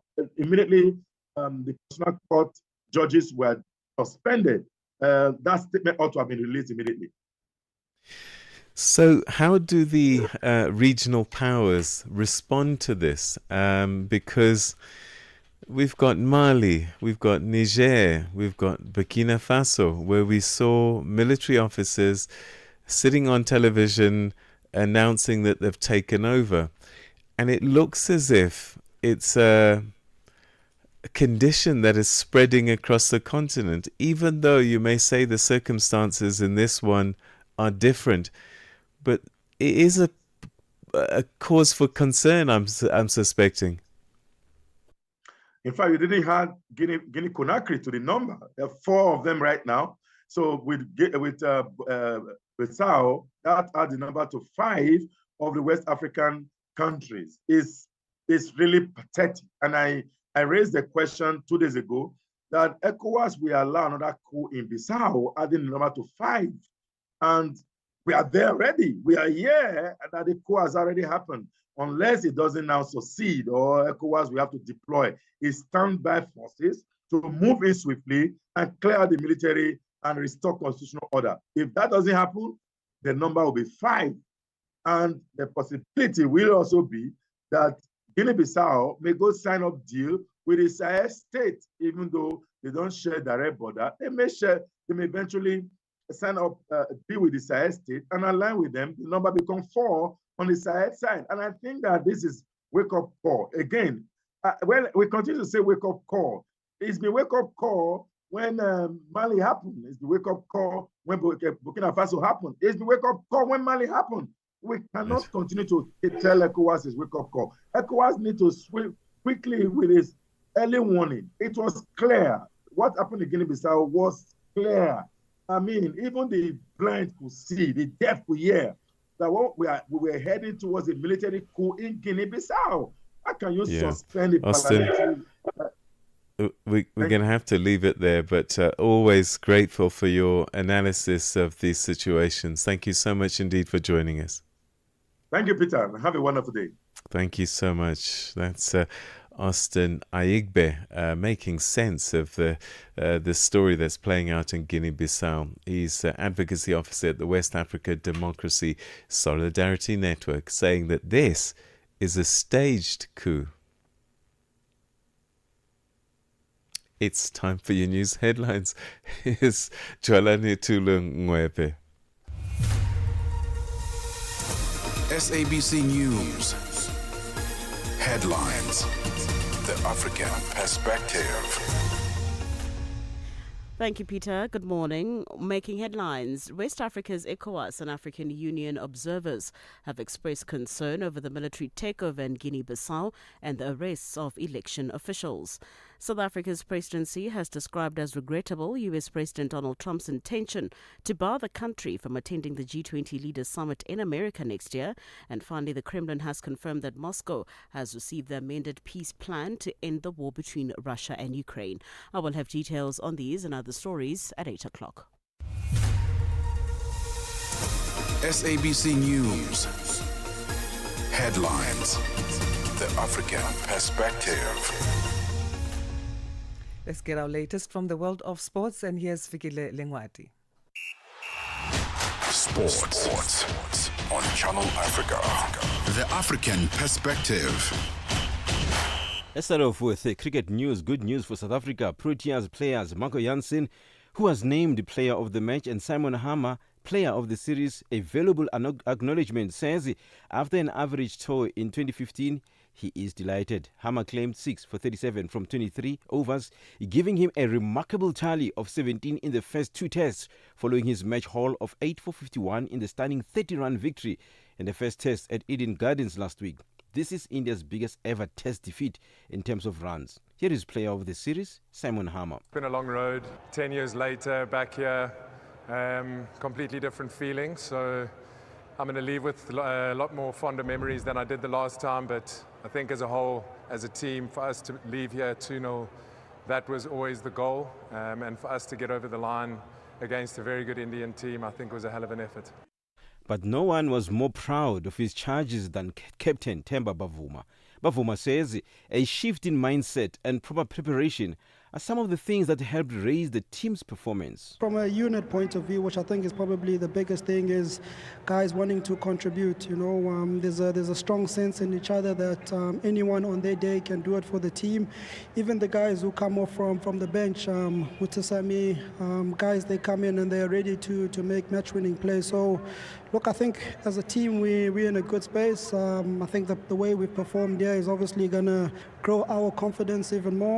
On to football news. Liverpool crumbled to another shocking defeat as they were sensationally beaten 4-1 by PSV Eindhoven at Anfield.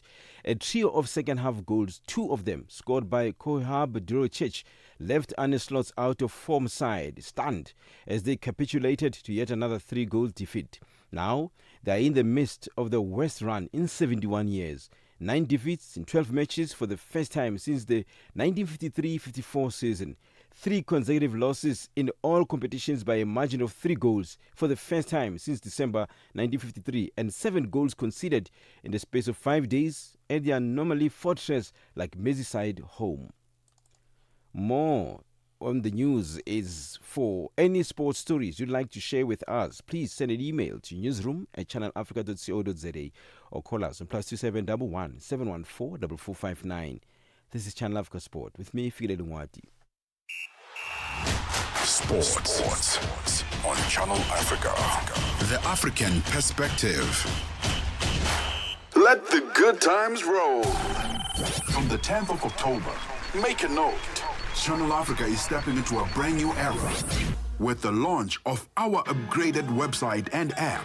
It's easy, fresh, and always on your fingertips.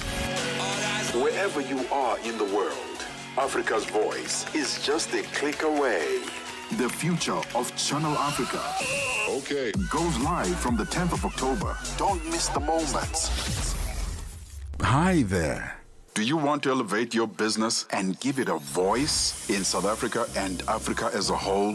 Well, in that case, let Channel Africa make this a possibility. Channel Africa is willing to advertise your business for as little as 30,000 rands or $1,719.18. To get access to these great rates, send all requests to mukwenata@SABC.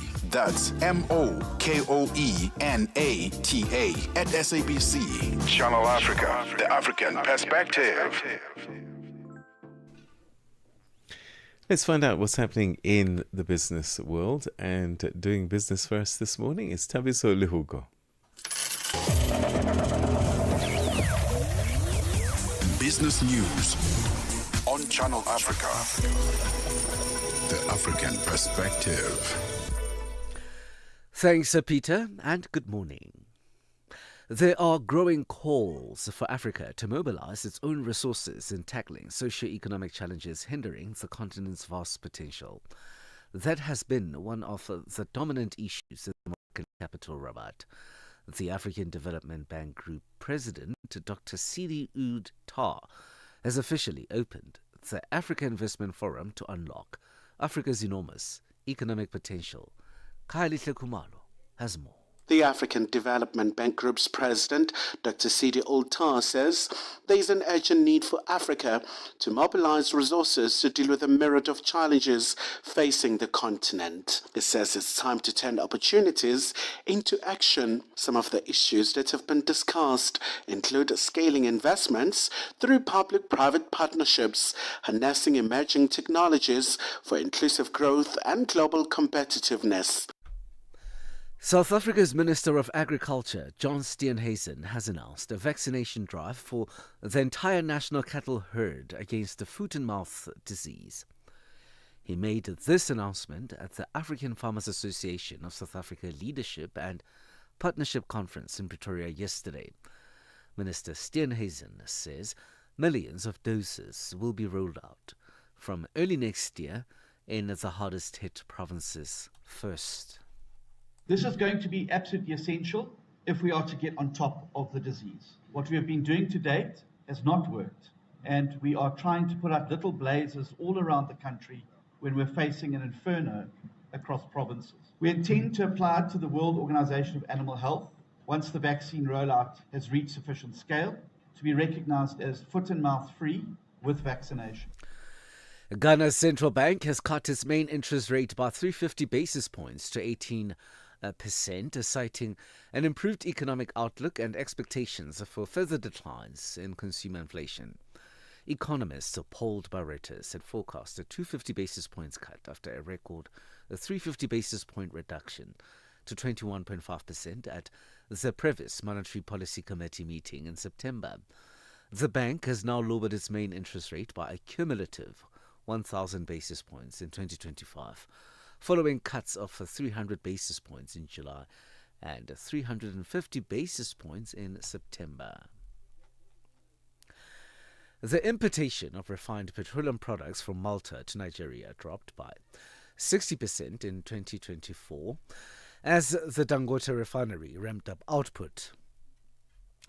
According to data from the online database TradeMap, the import of Malta petroleum oils and oils from bituminous minerals dropped approximately $818 million in 2024, down from $2.1 billion in 2023. TradeMap says that this dramatic shift is as a result of the growing domestic refining capacity, particularly by the Dangote refinery.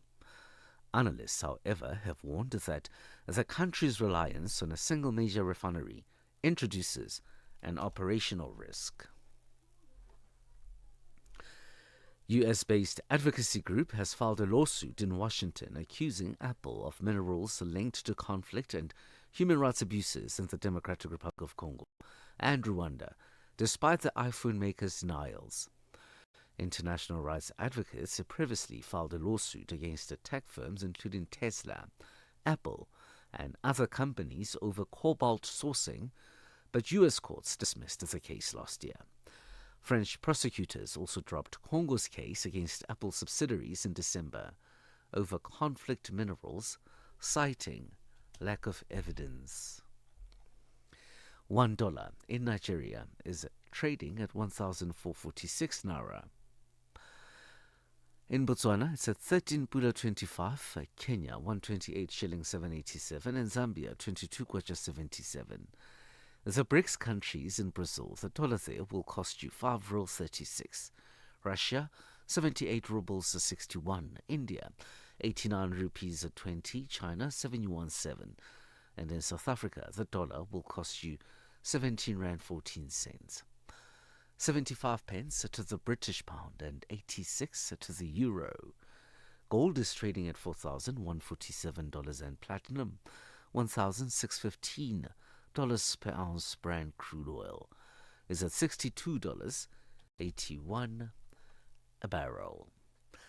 For any business stories you would like to share with us, please send us an email to newsroom@channelafrica.co.za or call us on +2711 714 4459. For Channel Africa Business in Johannesburg, I'm Tabisolo Hugu.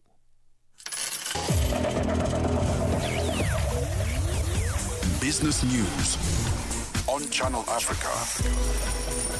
The African Perspective. bringing you the energy, news, and good vibes to kickstart your day. This is Rise and Shine on Channel Africa. In South Africa now, we shift our focus to, this is where a major human rights investigation has found that government land leasing processes have for many years disadvantaged black and female applicants, especially around the popular Hartbeespoort Dam recreational area located in the Northwest Province.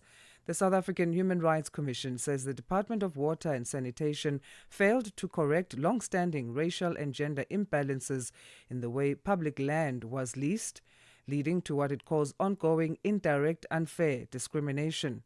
The inquiry followed complaints from local communities who alleged that state-owned land along the dam's shoreline was being allocated in a way that favored white applicants over black South Africans and men over women. To help us unpack this ruling and its wider implications for land rights, equality, and access to public resources, we're joined now by Shirley Mlombo, who is Provincial Manager for the Northwest at the South African Human Rights Commission. Shirley, thank you for joining us. Good morning. Good morning, Asanda, and good morning to your viewers this morning. Well, thank you for making time. Let's start briefly by you taking us through the scope of your investigation and what you were looking at. As you rightly indicated, Asanda, we receive a complaint as the South African Human Rights Commission that the Department of Water and Sanitation was unfairly discriminating against black applicants who were applying to lease land along the shoreline of Hartbeespoort Dam. During the course of the investigation, we also extended then the investigation to look at the gender dynamics of the leasing practices along Hartbees. And also when we engage with the community members, there were further issues that was raised relating to PTOs or permissions to occupy. Besides the unfair discrimination against blacks and females, what were your other findings, and also particularly what you found against the local municipality there?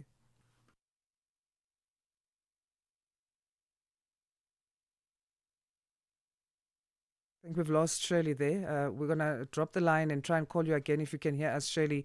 Maybe it's a network issue, I'm not sure there. Shirley Mlombo is Provincial Manager for the Northwest at the South African Human Rights Commission, talking to us about an investigation that has found that government land leasing processes have for some time disadvantaged certain groups in South Africa. Je, una jambo lolote akilini mwako? Je, una shauku kuhusu masuala muhimu? Na je, una maoni ambayo unataka yasikike? Kweli, hili jukwaa ni la kwako. Piga simu au tuandikie kwenda WhatsApp namba alama ya kujumulisha 2760552594 na tutakupigia simu. Mtangazaji wa habari zetu za Afrika Kusini mjini Johannesburg. Hivyo unaweza kuwa mshirika kwenye matangazo yetu. Sio mazungumzo tu, ni fursa yako ya kuchangia maoni yako na kushirikiana na jumuiya ya wasikilizaji wanaotamani mtazamo wako. Tufuate kwenye mitandao ya kijamii. Tembelea tovuti yetu www.channelafrica.co.za na uwe tayari kushiriki na kuchangia maoni yako kwenye Channel Africa. Channel Africa, mtazamo wa Kiafrika.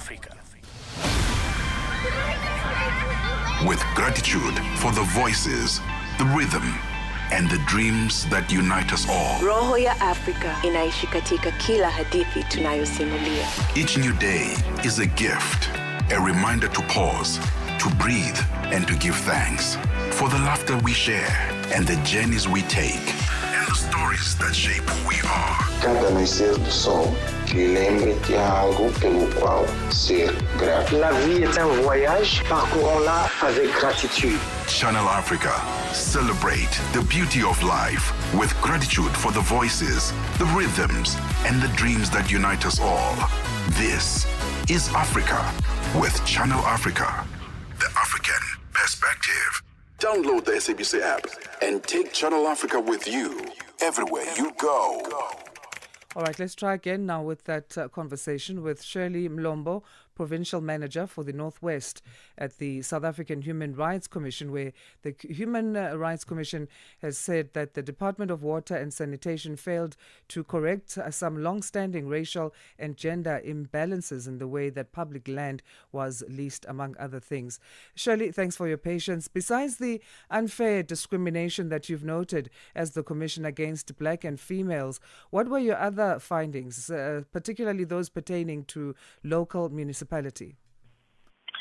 We additionally found that the decision of the Department of Water and Sanitation to cancel PPOs that had issued to lease applicants was also in violation of those applicants' rights to just administrative action, because there was no notice given before that decision to cancel those permissions to occupy was made. And also we found that there was no, bylaws, the enforcement of bylaws in Hartbees relating to noise pollution, building regulations, resulting in unregulated development in the area.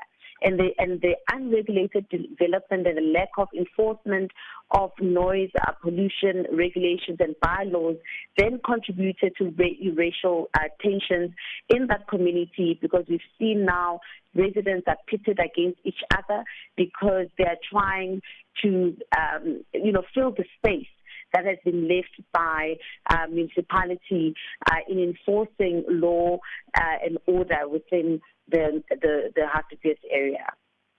Over what time period was this investigation carried out by the Commission? We know that you note long-standing issues. We have received a complaint in 2023, and we then conducted a subpoena hearing last year. So it did happen over a course of 2 years, I would say, the investigation that we have conducted. So let's talk about your directives then and recommendations from your investigation.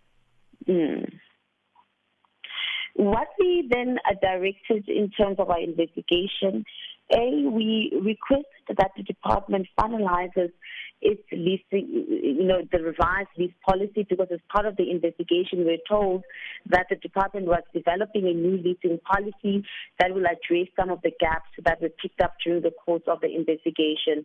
So we requested that those lease documents, policies must be finalized within 180 days. We also directed that a clear transformation policy be put in place, which will indicate, the transformational goals that the department will put for itself. Importantly, the measures that it will put in place to ensure that it does empower or support, previously disadvantaged people to be able to, operate effectively within the dam economy. We also then, as part of the directives that the municipality ensures that it does put bylaws that were not in place relating to development, building, as well as noise pollution, and importantly that it ensures that those bylaws are enforced and that it has sufficient capacity to ensure enforcement to minimize the direct tensions between residents in trying to address issues of noise pollution that may come from time to time. So how long has the department been given then to correct these issues and implement some of those recommendations? There are different time frames for the different directives, between 90 days and 180 days. But in terms of the policies and the strategies, we've given them 180 days because as part of the submissions that we received from residents indicated that they will want to be consulted, and to have an input into those documents. So we have initially given 90 days, but we extended it to 180 days to allow for time for consultations with all affected stakeholders and community members to ensure that the end product has the buy-in of all the relevant stakeholders to really increase the chances of successful implementation of the strategy as well as the policies. All right. Thanks for your time, Shirley. We'll leave it there for now. Thank you so much, Asanda. Take Great. care. That was South African Human Rights Commission's Northwest Province Manager Shirley Mlombo speaking to us on the line. Africa, meet Abedi. Yeah, that's me. Abedi is a music lover through and through. I really love African music. He's got a taste for all kinds of tunes and spends his days listening to Channel Africa. Guess what? He didn't know. Okay. Channel Africa wants to help Abedi and all music lovers everywhere to discover even more incredible music. That is why Channel Africa is calling on all African musicians to submit their music. Musicians, remember to give us all your relevant information. Make your submissions at music@channelafrica.co.za. Submissions are your chance to be heard on radio. But sadly, they do not guarantee that you will be playlisted. All submissions will be carefully reviewed to see if they meet our station's requirement. Channel Africa, the African perspective. Annika Longi sur Channel Africa. Comment est-ce que les militants et sympathisants du parti Les Transformateurs ont-ils réagi face à la condamnation de Succès Masra? La condamnation de Succès Masra ne nous a pas surpris et les militants transformateurs ont été bouleversés et indignés étant donné que le verdict est un verdict lourd, illégal, injuste et donc face à la répression dans laquelle le peuple tchadien est confronté, les militants transformateurs se sont résignés de ne pouvoir pas sortir manifester. Et donc, c'est une situation totalement absurde pour un pays. Et aujourd'hui, nous célébrons le 11 août, fête de l'indépendance. On pensait que le verdict allait être plus ou moins clément, mais le verdict est sévère. Annika Longi, tous les dimanches sur Mix Vibration.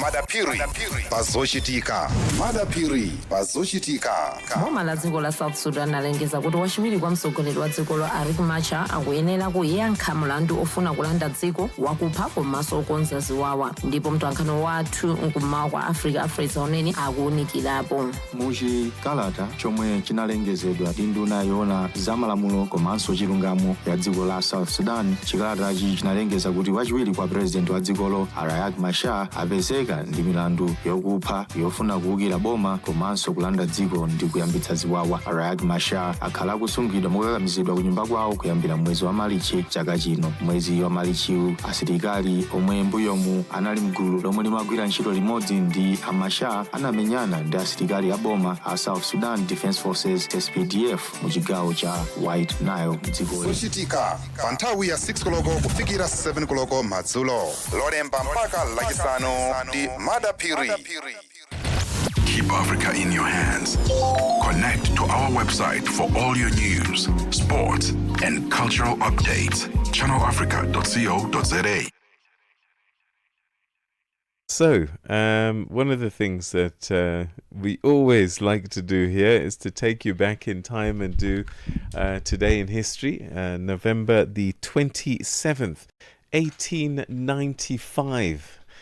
Yeah, the Pioneer Column formally took control of the area on behalf of the British South Africa Company. This is the area known as Harare today, marking the beginning of colonial occupation in the country that became known as Southern Rhodesia, and of course since 1980 was given the name Zimbabwe once the people of the country took back their country from their colonial powers. So the Pioneer Column, which came from South Africa on behalf of the British South Africa Company, arrived in Harare, which is actually a Shona word for he who does not sleep.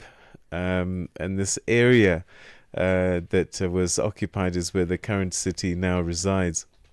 In 1960, Morocco became the first African side to win a match at the Olympic Games. Yeah, Morocco beat South Korea 3-1 during the Rome Olympics football tournament, achieving Africa's first football win at the Games. And then in 1971, on this day, there was a coup attempt in Morocco. Yeah, General Mohammed Ofikia allegedly attempted to overthrow King Hassan II in a failed coup, and it marked one of several attempts on the king's life in the 1970s. So coups d'etats across the continent sadly been a theme that has reoccurred time and time and time again. And in 1995, on this day, Angola joined the World Health Organization's executive board, and it was elected to serve on the WHO executive board, taking a role in shaping global health and governance during its post-war reconstruction period. You'll remember Angola went through a massive civil war for quite a long time, and it saw 1995 as it started to bring back the country. And then 2010, Côte d'Ivoire presidential election crisis escalating. The Independent Electoral Commission failed to release results from a tense presidential runoff between incumbent Laurent Gbagbo and challenger Alassane Ouattara, sparking a major post-election crisis and eventual civil conflict. And 15 years later, excuse me, it seems the story repeats itself. You can maybe go to the... From Africa's broadcast capital to the furthest corners of the globe, this is Rise and Shine, every weekday mornings on Channel Africa.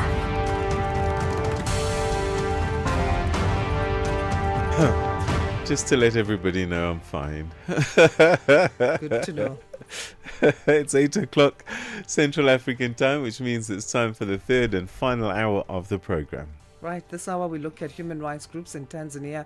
They are urging the International Criminal Court to investigate President Samia Suluhu Hassan, and human rights activists approached the IEC to do or carry out these investigations and the government of the president over alleged crimes against humanity committed during the unrest that follows the country's disputed elections. And then also we look forward in terms of next week, Monday being World AIDS Day, and UNAIDS has lending its voice to this day, saying this year's World AIDS Day comes at a moment of profound disruption and uncertainty for the global HIV response. My name is Asanda Beda.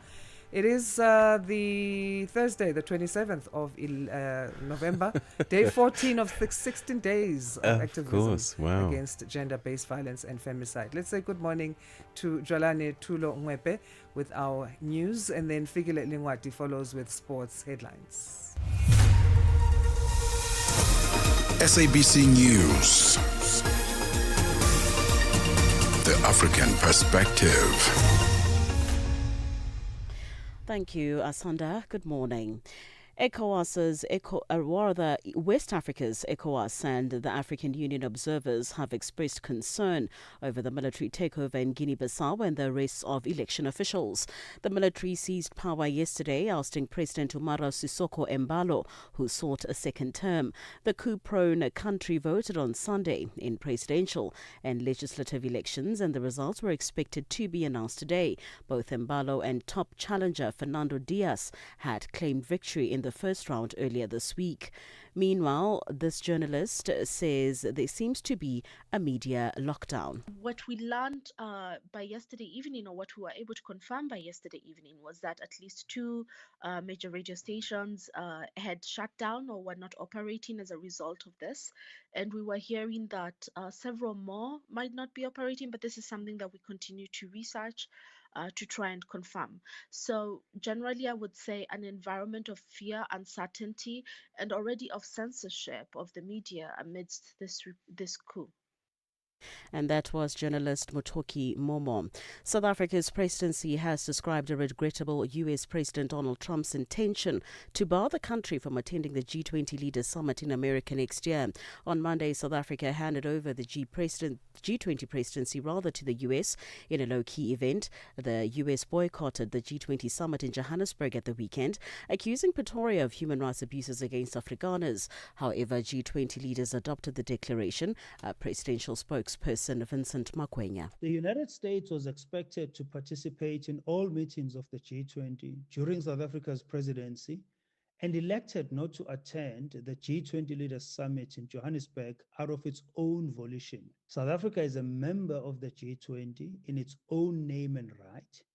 Its G20 membership is at the behest of all other members. South Africa is also a sovereign, constitutional, democratic country and does not appreciate insults from another country about its worth in participating in global platforms. South Africa will never insult another country or its standing in the community of nations. The judiciary in South Africa has expressed grave concern following the arrest of Gauteng High Court Judge Portia Phahlane on corruption charges.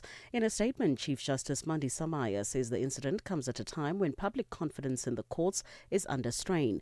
She adds that while the arrest of Judge Phahlane is unprecedented, it shows that no one is above the law. Maya reiterated that the judge is entitled to the presumption of innocence and a fair trial.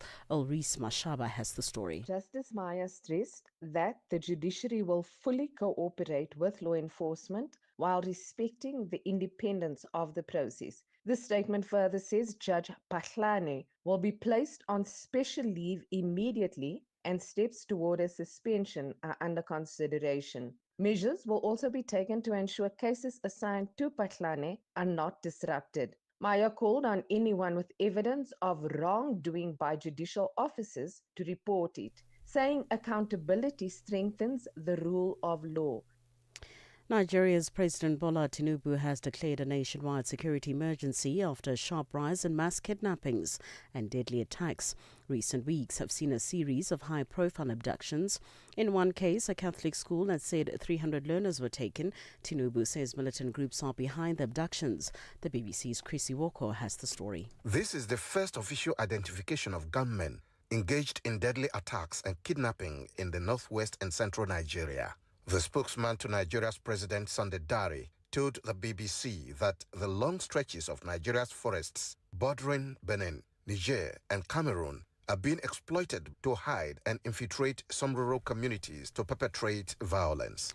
And finally, the Kremlin has confirmed that Moscow has received the amended peace plan to end the war between Russia and Ukraine. The Kremlin official, Yuri Ushakov, said some aspects could be reviewed positively, but many others required further consideration. The BBC's Steve Rosenberg has the story. According to Yuri Ushakov, there has been no detailed discussion yet with Russia of the US peace plan. Mr. Ushakov, President Putin's foreign policy aide, said that next week American officials, including Donald Trump's envoy Steve Witkoff, would visit Moscow to discuss the peace proposal. Commenting on the leaked transcript of one of his telephone conversations with Mr. Witkoff, Mr. Ushakov suggested the call had been leaked to hinder peace talks. For any news stories you would like to share with us, please do send an email to newsroom@channelafrica.co.za or call us on +27 11 714 4459. For Channel Africa News, I'm Jolani Tulo Webe. SABC News. The African Perspective. In our sports headline, Kenya is expected to host the opening leg of the World Rugby 7 Series in February. And Simon Hammer routs India in their own backyard to lead the Test Series. I'll be back with these and other stories at the bottom of the hour. Wake up, Africa. Peter Ndoro and Asanda Beda are here to help you rise and shine. Weekdays, 6 till 9 a.m. Central African Time. Only on Channel Africa. The chairperson of the African Union Commission, Mahmoud Ali Yusuf, delivered a firm message to the European Union declaring that Africa is not for sale. Yusuf told delegates at the recently concluded AU-EU Luanda summit that the continent is moving beyond its traditional role as a raw material supplier and is positioning itself as a full player in global value chains. He urged Europe to support African-led mineral transformation, lift tariff and non-tariff barriers, and pursue trade partnerships built on balance and mutual respect. Here's Channel Africa's reporter Michael Mbewe with more on this story. The African Union and the European Union share one of the world's most expansive intercontinental partnerships, a complex relationship shaped by history, development cooperation, trade, and evolving geopolitical interests. As Africa pushes for greater equality in global decision-making and more balanced economic ties, the AU-EU relationship is entering a new phase, marked by calls for fairer trade, stronger investment, and a shift from donor-recipient dynamics to genuine strategic partnership. In a powerful speech, AU Commission Chairperson Mahmoud Ali Yusuf did not hold back. Our continent is making progress to be a key player in the different stages of the global value chain. Our role as raw material supplier only will come to an end soon. Therefore, we are calling for a more balanced trade partnerships. I'm pleading for European investments in the transformation process of our minerals on the continent. I'm calling for the lifting of any tariff or non-tariff barrier hampering the access of African products to the European market. And as the world moves from a unipolar order toward a new era of multilateralism, the AU chairperson renewed his call for a fairer global system. He urged leaders to strengthen a multilateral framework built on equality and mutual respect, saying it is essential to advance shared global interests. I'm finally calling for a stronger and more viable multilateralism based on equality, respect for all nations, and advancing the common vital global interest. Your Excellencies, ladies and gentlemen, may this Luanda summit enables us to achieve our shared vision for peace, progress, and prosperity for our peoples across the two continents. Responding to the AU's calls for fairer partnerships, European Union Commission President Ursula von der Leyen pushed back, insisting Europe's investment model stands apart from others. Other investors might follow a different playbook by building factories, whether in Africa or in Europe, but staff them with foreign workers. They drill, they mine, and they take the profits away. They often leave a legacy of unsustainable debts. This is not Europe's model. When we invest in the local processing of raw materials in Namibia or Zambia, when we build pharmaceutical industries from Senegal to Rwanda, when we bring data cables to the Maghreb and East Africa, these investments are truly in our mutual interest. They enable to move higher up the global value chain. Von der Leyen added that Europe's Global Gateway initiative is rapidly advancing with over $138 billion already mobilized towards its $173 billion Africa target for 2027. She stressed that even other global investment pullback, Europe's commitment is to the continent. When we launched Global Gateway, we aim to invest 150 billion in Africa by 2027. So far, we have already mobilized more than 120 billion euro, so we are well on track to meet our target. And at a time when major investors are rethinking their global engagement, Europe is very clear our commitment to Africa is here to stay. She also touched on climate change, warning that Africa received only 2% of the $2 trillion invested in global clean energy last year, despite its vast solar potential, saying this imbalance is unacceptable while calling for urgent investment. This leads me to my third and final point, about one sector where it is particularly urgent to scale up investment. The global clean transition is now in full swing. Last year, over 90% of new energy capacity installed worldwide was renewable. Solar and wind have replaced coal as the leading source of electricity worldwide. But out of $2 trillion invested in clean energy globally in 2024, only 2% came to Africa, the continent with 60% of the world's best solar potential. This cannot be. She noted that 600 million Africans still lack electricity, announcing over $17 billion in new pledges to scale up renewables and a further $460 million from Team Europe to clean cooking projects across the continent. It leaves 600 million people without electricity and 4 in 5 families without clean cooking options. Every person should have access to clean energy. Every continent should enjoy cheap energy. And this is why, together with President Ramaphosa, we launched a campaign. We called it Scaling Up Renewables in Africa. And at the G20 summit earlier this week, we reached 15.5 billion euros in global pledges. This is great news, and I want to thank the many leaders in this room that contributed. With the contributions made by governments and the private sector, we will bring electricity to millions of people across the continent. And this is also why we have pledged at the International Energy Agency's Clean Cooking Summit to deliver as Team Europe more than 400 million towards clean cooking projects in Africa. Michael Mbewe, Channel Africa News, Johannesburg. Human rights groups in Tanzania are urging the International Criminal Court to investigate President Samia Suluhu Hassan.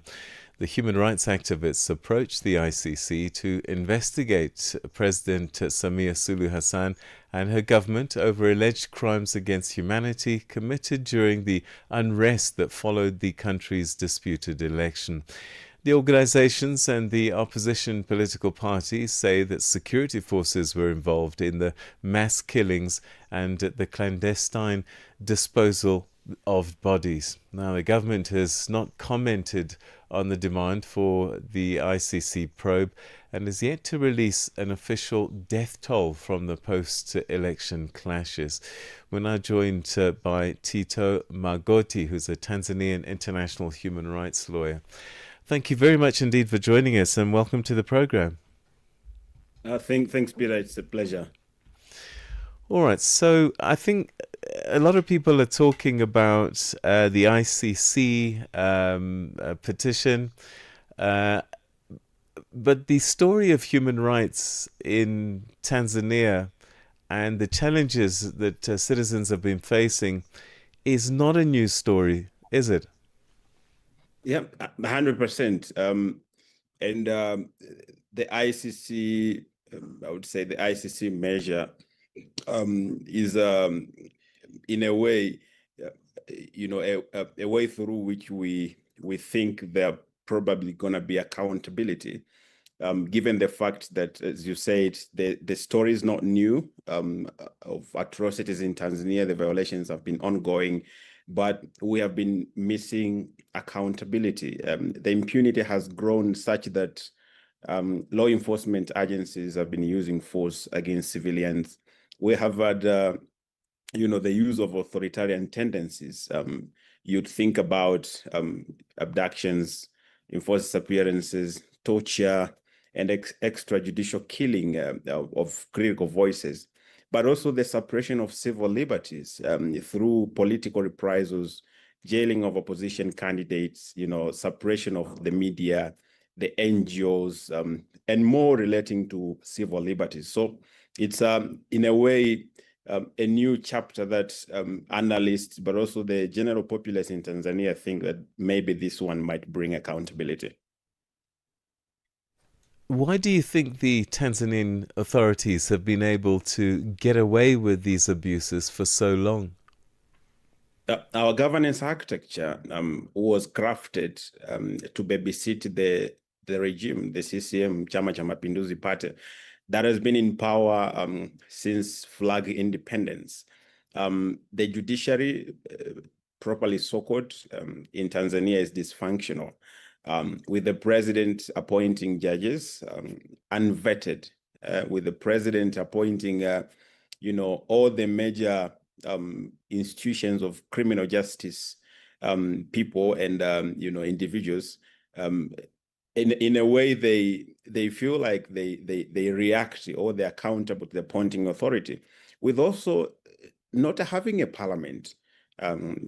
You'd locate it since 2020, when we had 99% of members being from the CCM party.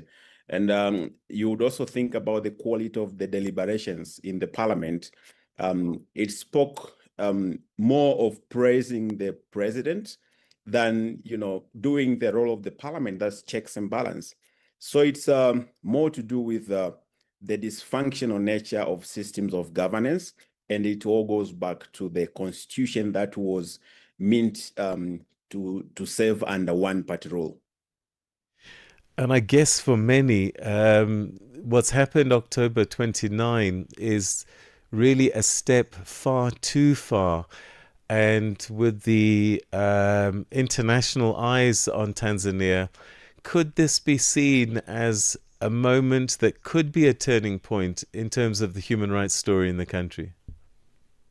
Yes, it's a new day that surprised almost everyone, with millennials and the people, the old people feeling like we are entering into new political dispensation culture, I think this, for me, is not a surprise because people have been burning quietly in the country. There's been plenty of political, economic, social grievances that have not been attended. But also there's a new generation. We are 7 million population, and you would wonder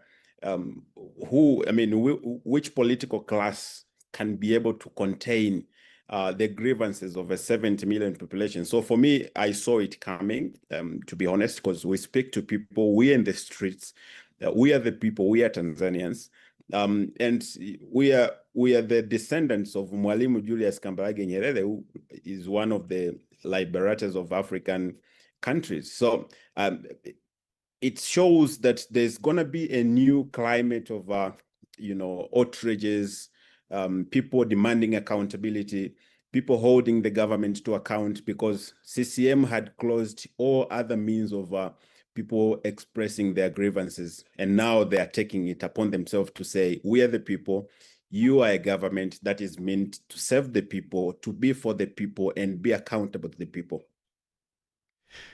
Tito, we're going to have to leave it there, but thank you very, very much indeed for giving us these valuable insights, particularly on this human rights story in Tanzania. Let's hope that things change for the better and very soon. Thanks for your time. Thank you so much, Peter. That was Tito Magoti, a Tanzanian international human rights lawyer.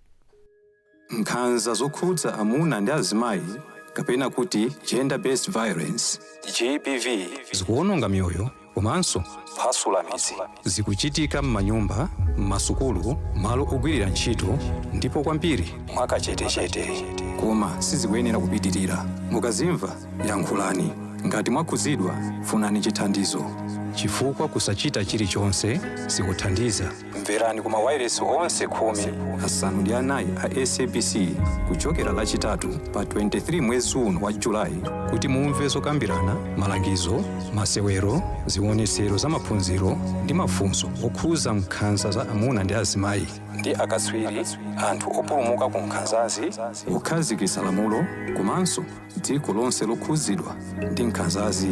Zonsezi pa wireless yomwe mumayikonda ya SABC. Imbirani pa nambala 0800 428 428 kuti munene za nkhanzazi kapena kupeza chithandizo.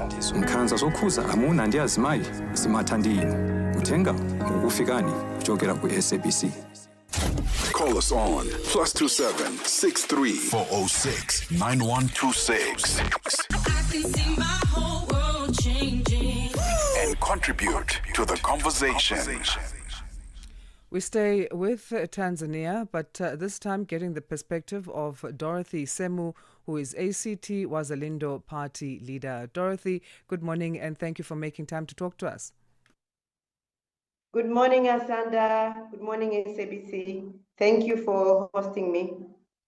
It's our pleasure and thank you for making time again. The legal implications of the ICC petition, let's start there in terms of the International Criminal Court's petition and what it signals about regional concern over Tanzania's election violence.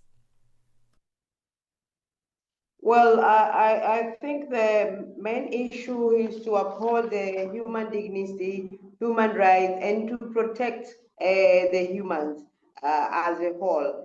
So at this juncture, what went through Tanzania, the people of Tanzania and the people affected, all of them need justice. So I believe going to ICC will provide them with justice and ensure that these things don't happen or don't recur in any future or anywhere in the world.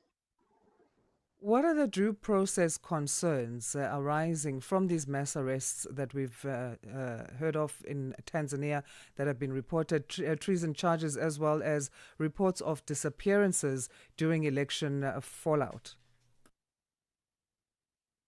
Well, there was not much due process done. It was just a number of people being held. Some of them were taken from their own homes, who know nothing about the protest, nothing on what went on. And some of them, like most of the members of my party, which participated in the elections were busy with the elections and whatever had to do with elections on that day. But I think this is just the way of the ruling party to continue with the intimidation to ensure that the people, to instill fear to people, ensure that, and instead of going forward and looking for what exactly happened during that day, what went wrong, who commanded for people to be killed, slaughtered, and all the events which took place on the election date, they have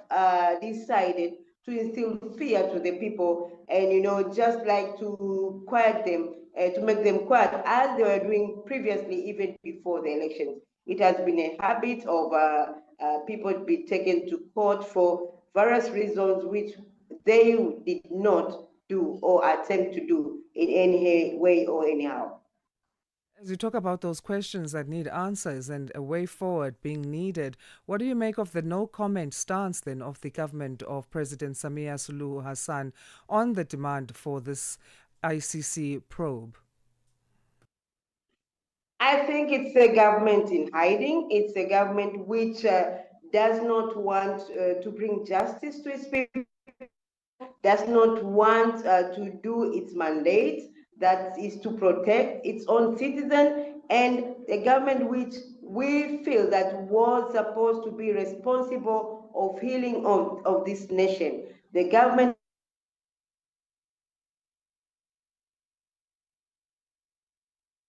on the 29th October and the days after. Let's talk about the role of regional bodies, the regional legal bodies like the LSK in promoting accountability and protecting human rights amid political crises. Are they empowered to step in, and what can they do?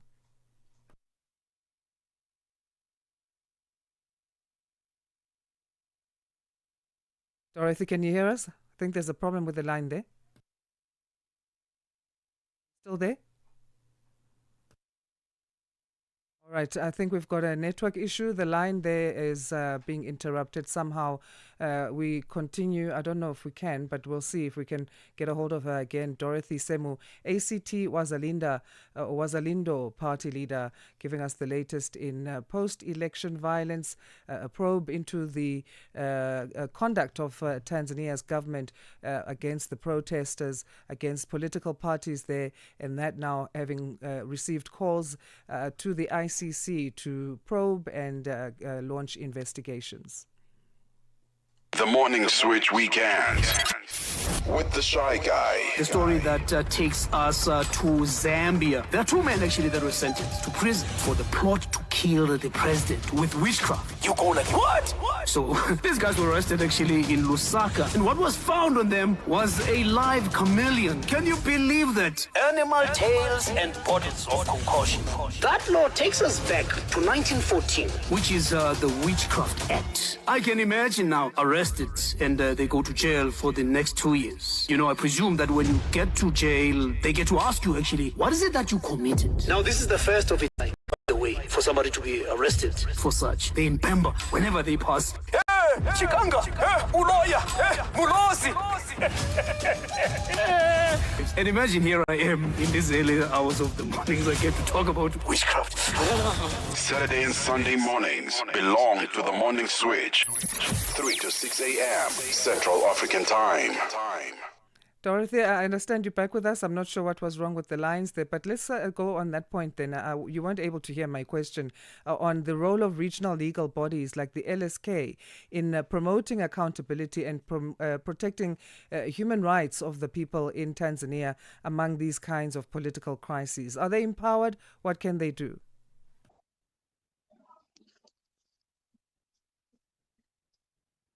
Dorothy, are you there?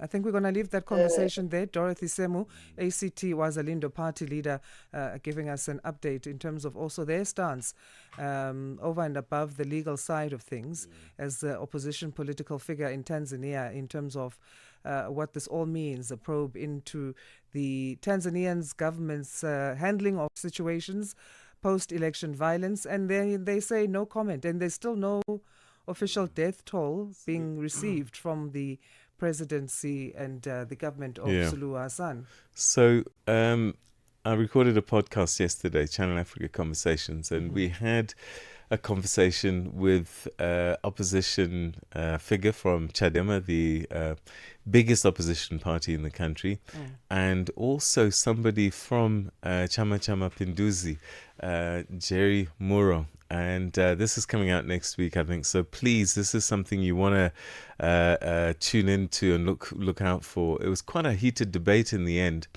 And essentially, Mr. Muro from Chama Pinduzi party was intimating and suggesting that there were to focus on the root causes. And he's suggesting that international players are paying young people to get involved in disrupting the country and causing all this violence. And he was saying that, we shouldn't focus just on the consequences. He said we acknowledge that there have been some fatalities. He wouldn't say the number, but he insisted that much of what needs to happen is to find out why it happened in the first instance. We pushed him and pressed him on some of the issues that happened before the election, but he kept sort of moving away from there and trying to focus literally just on this post-election period. Right. Let's not give out too much away for that because we want people to tune in. But also Tanzania having cancelled the Independence Day celebrations. It's interesting that they're more worried about restoring infrastructure after damage was caused instead of giving us the answers, especially the Tanzanian people's answers that they require. And why they've cancelled the celebrations is that the young people of the country have started a hashtag D9, because there's going to be protests on the 9th of December. That's their Independence Day. So they're fearful that what they saw on the 29th is going to be escalated and much worse on the 9th of December. And that's why they've decided to cancel the celebrations. Let's go to headlines now. Here is Dlalani Tulo Ngwepe with that. It's 8:30 Central African Time. SABC News. Headlines. The African Perspective. Thank you, Asanda. Good morning. Making headlines, West Africa's ECOWAS and African Union observers have expressed concern over the military takeover in Guinea-Bissau and the arrests of election officials. South Africa's Democratic Alliance Party has called for an urgent meeting between Parliament's portfolio committees on defence as well as international relations to address the issue of South Africans currently trapped in the Russia-Ukraine war. And 3 people from a construction firm have been arrested on suspicion of manslaughter. This after more than 40 people were killed in a massive fire that engulfed several high-rise apartment flats in Hong Kong.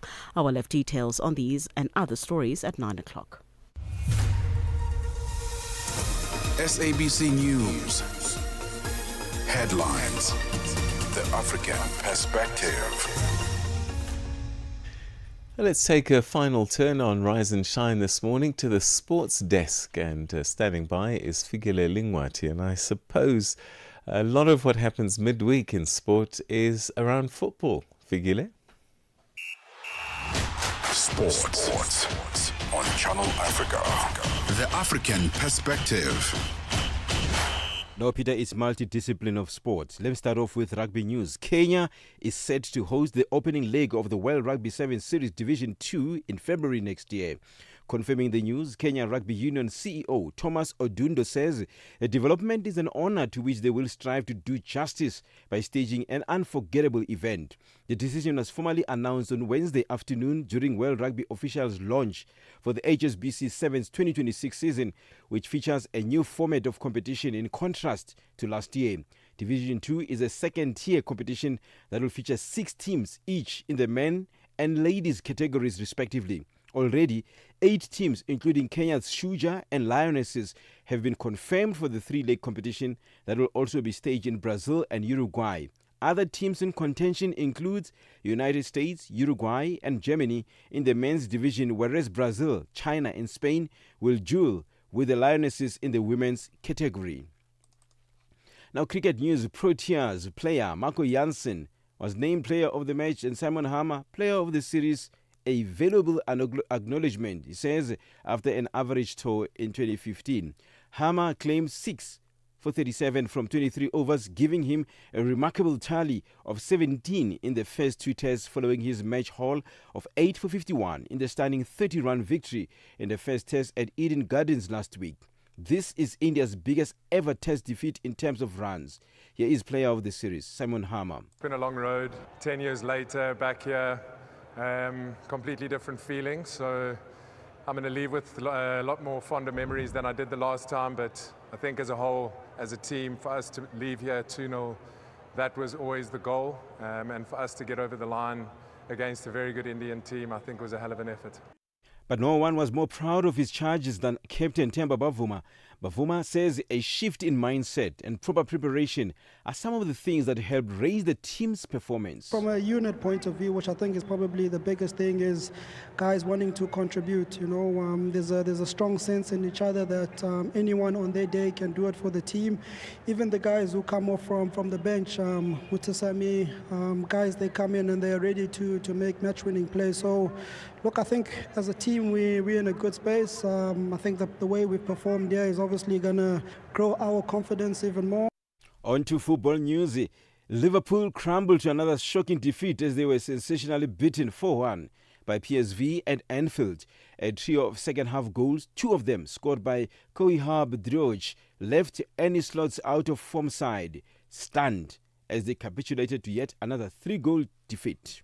Let's end with motor racing. Formula One design legend Adrian Newey is to become Aston Martin's team principal next year. The move is part of a major restructure of Aston Martin that sees Andy Cowell removed from his current position as team principal and chief executive officer just 13 months after joining the team. Newey started work at Aston Martin in March after his exit from Red Bull last year. For any sports stories you'd like to share with us, please send an email to newsroom@channelafrica.co.za or call us on +2711 714 4459. This is Channel Africa Sport with me, Figile Lingwati. Sports on Channel Africa. The African Perspective. Parlez-vous couramment le français? Êtes-vous passionné par la radio? Et êtes-vous qualifié pour travailler en Afrique du Sud? Envoyez-nous votre CV et vos 3 minutes démo en MP3 à @channelafrica.co.za pour avoir une chance de rejoindre la famille Channel Africa. Si vous n'avez pas de réponse après 14 jours, cela signifie que vous n'avez pas été retenu. Channel Africa, la perspective africaine. Conversations are happening, and Channel Africa is at the heart of them. We tell the African story with clarity, pride, and purpose, reaching audiences that matter to your brand. Partner with us and connect your business with listeners across borders in multiple languages and markets. For partnership opportunities, sponsorship, or sales, email us at partnership@channelafrica.co.za. Channel Africa, the African perspective. Still to come on Rise and Shine, we take a look at what the UNAIDS has to say about this year's commemoration of World AIDS Day, part of that being around the uncertainty for global HIV response programs and how that needs to be tackled. Right now, though, let's say good morning to Tabiso Lihuku. He has our business update. Business news on Channel Africa. The African perspective. Thanks, Asanda, and good morning. There are growing calls for Africa to mobilize its own resources in tackling socio-economic challenges hindering the continent's vast potential. That has been one of the dominant issues in the Moroccan capital, Rabat. The African Development Bank Group President, Dr. Sidi Ould Tah, has officially opened the Africa Investment Forum to unlock Africa's enormous economic potential. Kylie Kumalo has more. The African Development Bank Group's president, Dr. Sidi Oltar, says there is an urgent need for Africa to mobilize resources to deal with the myriad of challenges facing the continent. He says it's time to turn opportunities into action. Some of the issues that have been discussed include scaling investments through public-private partnerships, harnessing emerging technologies for inclusive growth and global competitiveness. The South African rand has strengthened against the weaker greenback after lackluster U.S. data increased the prospect of Federal Reserve interest rate cut in December. Like other risk-sensitive currencies, the rand frequently draws cues from both local and international sources, including U.S. policy and economic statistics. The current focus seems to be on some negative U.S. data, which has led investors to factor in the increasing likelihood that the Federal would lower interest rates. At the moment, it is worth 17 Rand 11 to the US dollar. South Africa's Minister of Agriculture, John Steenhuisen, has announced a vaccination drive for the entire national cattle herd against foot and mouth disease. He made this announcement at the African Farmers Association of South Africa Leadership and Partnership Conference in Pretoria yesterday. Minister Steenhuisen says millions of doses will be rolled out from early next year in the hardest hit provinces first. This is going to be absolutely essential if we are to get on top of the disease. What we have been doing to date has not worked, and we are trying to put out little blazes all around the country when we're facing an inferno across provinces. We intend to apply it to the World Organization of Animal Health once the vaccine rollout has reached sufficient scale to be recognized as foot and mouth free with vaccination. Ghana's central bank cut its main interest rate by 350 basis points to 18.0%, citing an improved economic outlook and expectation for further declines in consumer inflation. Economists polled by Reuters had forecast a 250 basis points cut after a record 350 basis point reduction to 21.5% at the previous Monetary Policy Committee meeting in September. The bank has now lowered its main interest rate by a cumulative 1,000 basis points in 2025, following cuts of 300 basis points in July and 350 basis points in September. Asian stocks rose and the dollar was soft on growing expectations of an interest rate cut from the Federal Reserve next month. A holiday curtailed week has led to limited moves across markets, with the stocks keeping a largely upbeat tone. The U.S. markets are closed for the Thanksgiving holiday and are due to trade for a short session tomorrow. $1 in Nigeria is trading at 1,446 naira. In Botswana, it's at 13.25, Kenya 128 shillings 787, and Zambia 22 kwacha 77.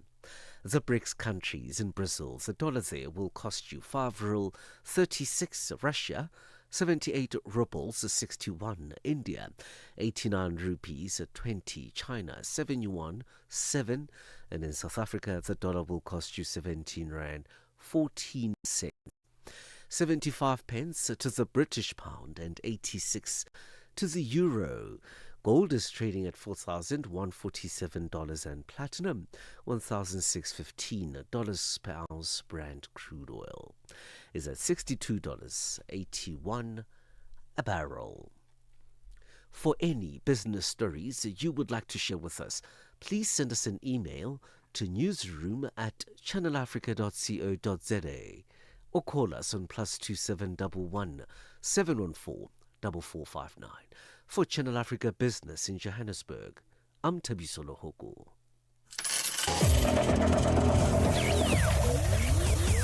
Business News on Channel Africa. The African Perspective.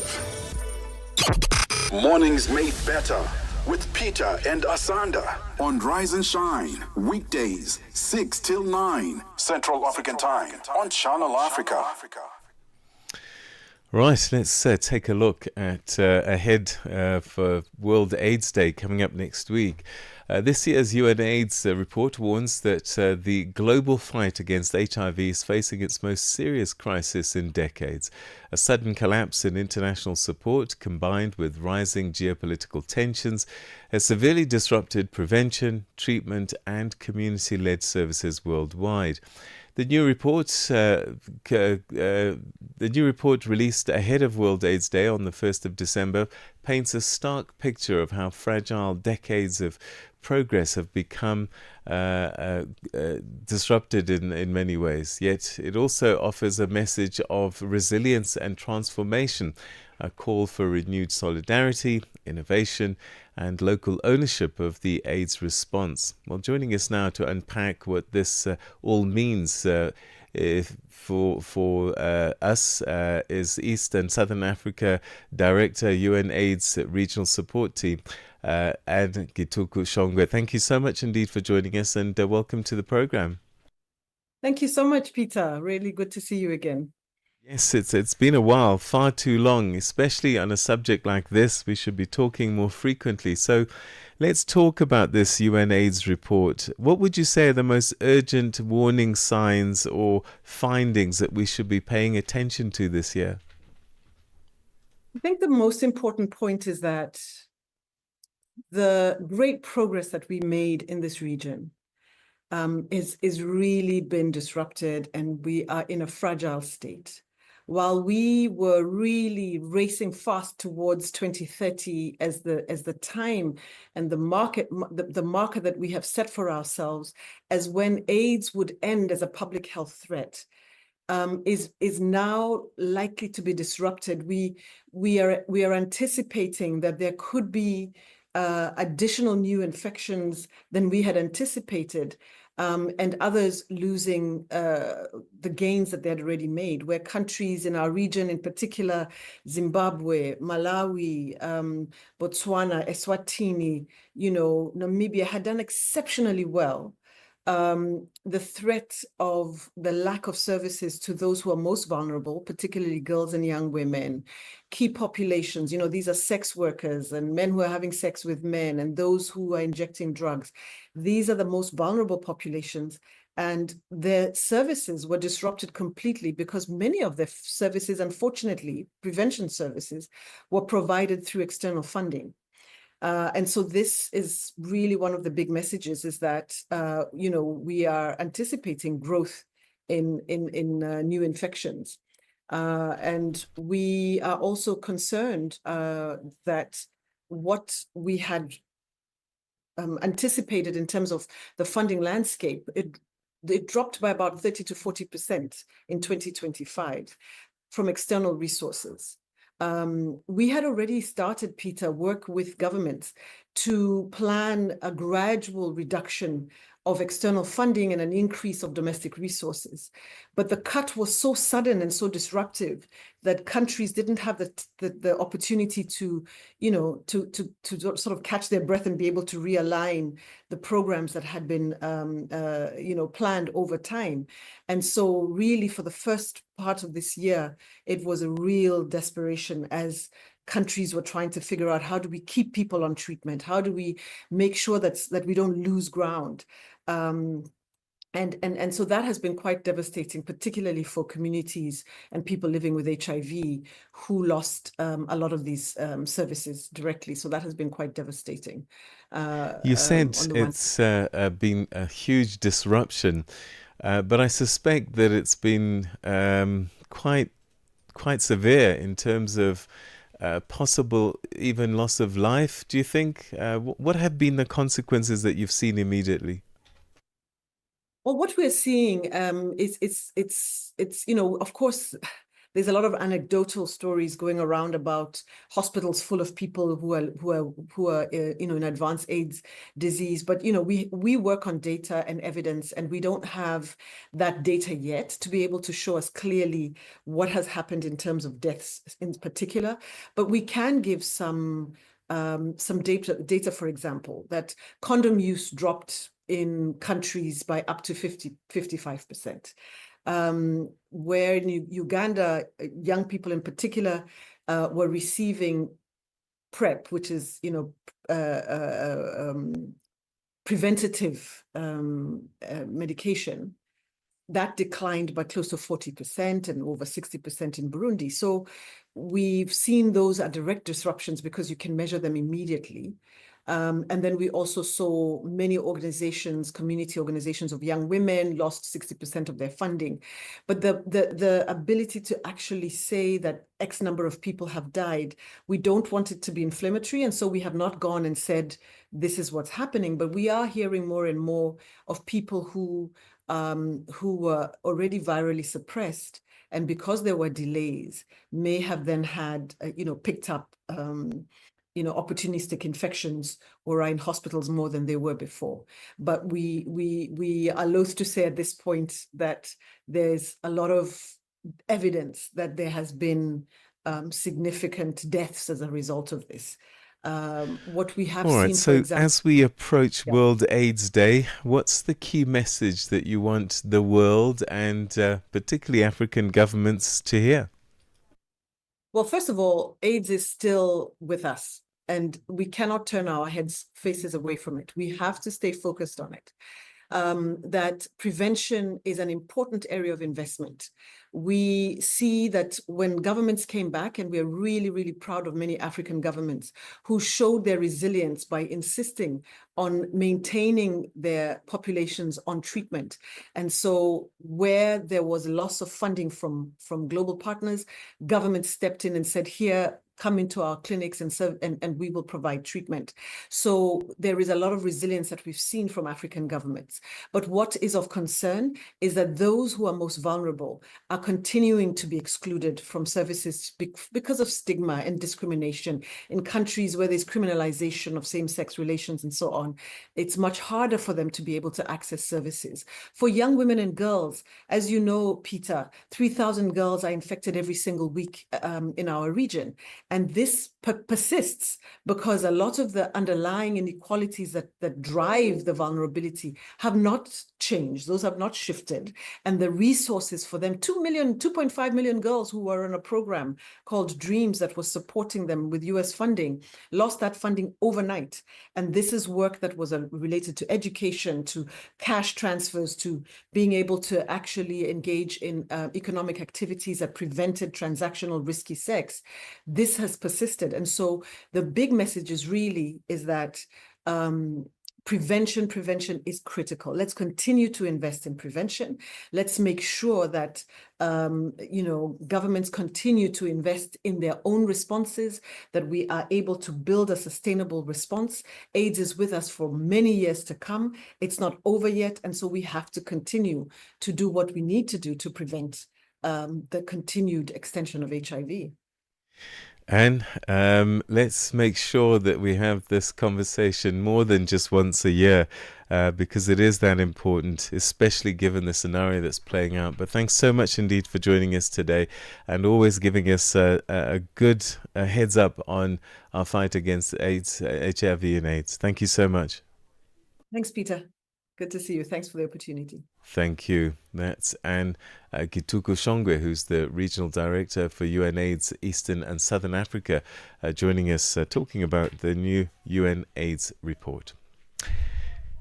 Coming up after the 9 o'clock news is the award-winning Channel Africa program, Rise and Shine.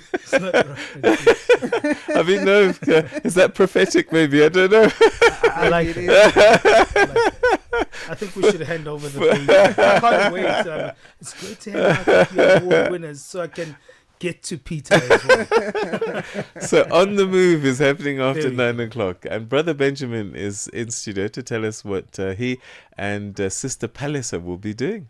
We're going to speak about something called sharenting today. Sharenting? Yes. Ooh. Which is parents kind of who are willing to just put their kids online and share their moments of proudness when they first did. Oh, I thought it was co-parenting, another term for co-parenting. No. Sharing the responsibilities of parenting is called sharenting. These terms, guys, no. So how far do you actually take it, and how much do you share of your child online, and what are the premises that you must actually create in that? Are parents documenting memories important, or is it just oversharing, or how careful should you be these days? The age will determine this one. So- I think the younger so- the kids, the less you share. In fact, if you do share them, you mute. You blur their faces. The older they are, I think it's okay, because then they start coming up with their own social media platforms anyway, depending on what interests they are. I think choice in. is important. Yeah. If they're not old enough to make a choice, don't make the choice for them. So once they're old enough to be able to start to say, yes, I understand and I want to be in these pictures, I don't think parents have a right, personally, that's my feeling, to put pictures of these young people out there, because they sit there And you have to forever. really be careful, if you do as a parent, that you're not exposing things like what school they go to. So when they're wearing their school uniform and the badges are showing, we know now which schools are which schools. Yeah, for sure. Things like that. And if you are out with them and you're sharing your location, I'd rather say do that when you leave the venue. And once it's digital, it's forever, hey? It doesn't disappear. So do you want a picture of your child out there to be sitting in cyberspace for all eternity and they haven't had a chance to live? I don't know. It's fascinating. I'll be listening to that. Yeah, so we're going to be speaking a little bit about What's that your today. take? I don't know. I share a little bit of my son online. He is my son after all. Yes.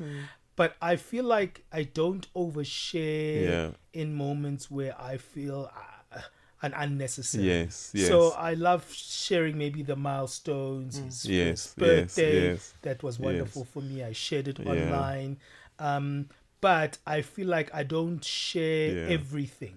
So if there's no milestone to share, there's no necessary moment for me. But I'm not so afraid of sharing his pictures. I'm more afraid of sharing locations. I'm more afraid of sharing where we live. I'm more afraid of sharing how we live, you know, and just kind of a pattern of our lifestyle. Interesting. And I think that's we don't have something these that conversations I work on, with, like, for example, it was your son's first birthday. There are obviously other guests there, other people's children. Yeah. Sure. We don't actually have those conversations with the parents to say, if I take a video when we're all singing happy birthday and I post it, are you okay with that? Because your child now will show in that video. Yeah, absolutely. You see, that's a picture that I didn't share online of other children being there, right? Yes. Because I'm sensitive to the fact that it's other people's children. It's other people's children. Yeah. Okay. Fascinating. Sharenting. On the Move actually brings us new terminology. I tell every you, day. no. Every day we learn Champions. new term. 9 to 12 midday Central African Time. On the Move with Palisa Tau and Benjamin Mushatama. Dr. Anthony Ajayi, a leading researcher at the African Population and Health Research Center in Kenya, ending mistreatment and building dignity for adolescents during childbirth. Mistreatment and what's happening with these pregnant young girls. Let's talk a little bit about how the health system responds to that. It's currently not a major priority for the health system in general, even for the departments of health or the ministries of health on the continent. And it should be, because what is healthcare if it's not offered with dignity? You know, because young people can challenge this mistreatment themselves. If they are aware of their rights, they should be able to have channels to report mistreatment and seek redress. And that's really important. Neglect, abuse are unacceptable in the health facility. Keeping you on the know and on the move. From Cape to Cairo, Dakar to Dar es Salaam, rise and shine with Peter Ndoro and Asanda Beda on Channel Africa. So on this week's episode, since we're doing throw forwards with On the Move, let's might as well do a throw forward with Channel Africa Conversations podcast now. So our Colleague Peter Ndoro speaks to Professor Kasaija Apuli from the Department of Political Science at Makerere University in Kampala, Uganda. In that conversation, they explore the complex challenges facing the Great Lakes region, challenges that reverberate across Rwanda, Uganda, and Burundi and extend to international security, multinational corporations, and global peace brokers, all competing for influence in this resource-rich region. Professor Apuli points out that the Trump deal is flawed because it did not include all countries in the region, emphasizing that the security of each nation is deeply interconnected. Let's take a sneak peek. The deal that was concluded in Washington is nothing other than the fact that it lays down broad ideas on how to end the conflict. But fundamentally, it does not look at the root causes of the conflict, which is addressing the issues of ethnicity, issues of identity, issues of security of these countries. If it were me, you cannot have a conversation in Washington without the involvement of the other countries, of the other parties. This cannot be a deal between, as I said, the security of the Great Lakes region countries are linked. It is linked. So what do you need? You need to have a conversation of all the countries. The deal that brings together Rwanda and the DRC minus Burundi and Uganda is not even worth the paper on which it is written. So what is required is that we do not need to seek answers. And you see, this is also part of the problem, Peter, that we as Africans, we've become so amenable to be manipulated by anybody who comes to the continent. How can it be possible that we are looking for solutions for Rwanda and DRC in Washington? What happened to our own institutions? What about the African Union? What about Arusha, the East African Community? What about COMESA in Zambia? And these are organizations which have set up ourselves. So for me, what is in it for Kigali? What is in it for Kampala? What is in it for Bujumbura? There's nothing, and because the agreement does not address the fundamental roots of the problem. And the fundamental root is for us to have a conversation at national and regional levels to say, how do we coexist? And it's a political process.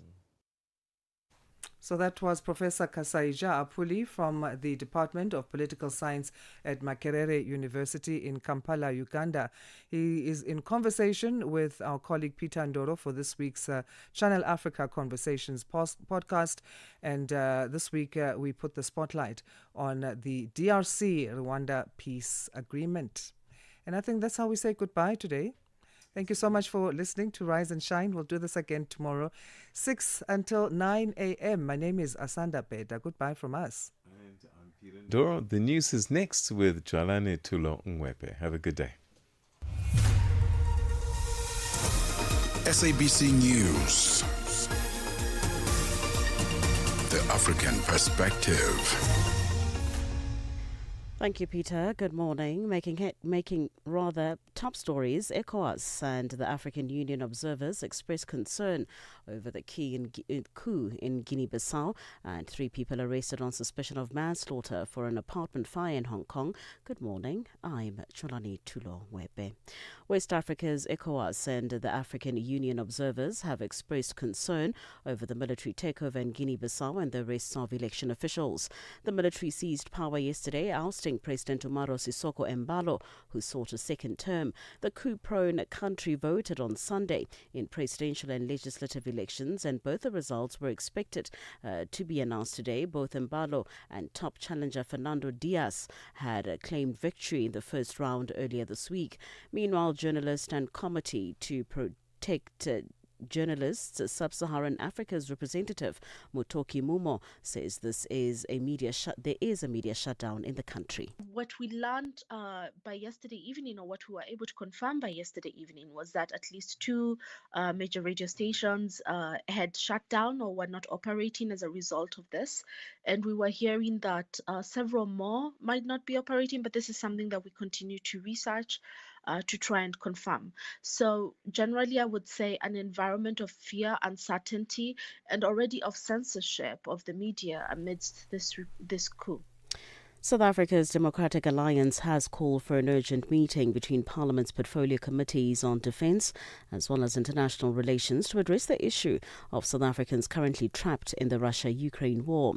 The 17 people were allegedly lured to Russia under the pretext of lucrative employment contracts, but they were later handed over to a mercenary group to fight in the war. The Umkhonto weSizwe Party MP Duduzile Zuma Sambudla was allegedly involved in the group's recruitment. The DA has since announced plans to file criminal charges against her relating to the matter. DA spokesperson on defence and military veterans Chris Hatting says parties implicated in the matter must be held to account. We have asked that DERCO should come and explain, and the State Security Agency should come and explain with military intelligence. We would like to know what's going on. All of these are actually silent on this, and nobody is saying a word. We know that the presidency has reached out. We also understand that former President Zuma went with Duduzile to Russia to try and resolve the issue. That's what we were told, but nobody's saying a word on this anymore. We want these joint portfolio committees to meet. We want the people to come and tell us what's happening and what the DERCO is going to do, what the presidency is doing about this. We want these people back. The judiciary in South Africa has expressed grave concern following the arrest of Gauteng High Court Judge Portia Patlane on corruption charges. In a statement, Chief Justice Mandi Samaya says the incident comes at a time when public confidence in the courts is under strain. She adds that while the arrest of Judge Patlane is unprecedented, it shows that no one is above the law. Maya reiterated that the judge is entitled to the presumption of innocence and a fair trial. Elrise Mashaba reports. Justice Maya stressed that the judiciary will fully cooperate with law enforcement while respecting the independence of the process. The statement further says Judge Patlane will be placed on special leave immediately and steps toward a suspension are under consideration. Measures will also be taken to ensure cases assigned to Patlane are not disrupted. Maya called on anyone with evidence of wrongdoing by judicial officers to report it, saying accountability strengthens the rule of law. Nigeria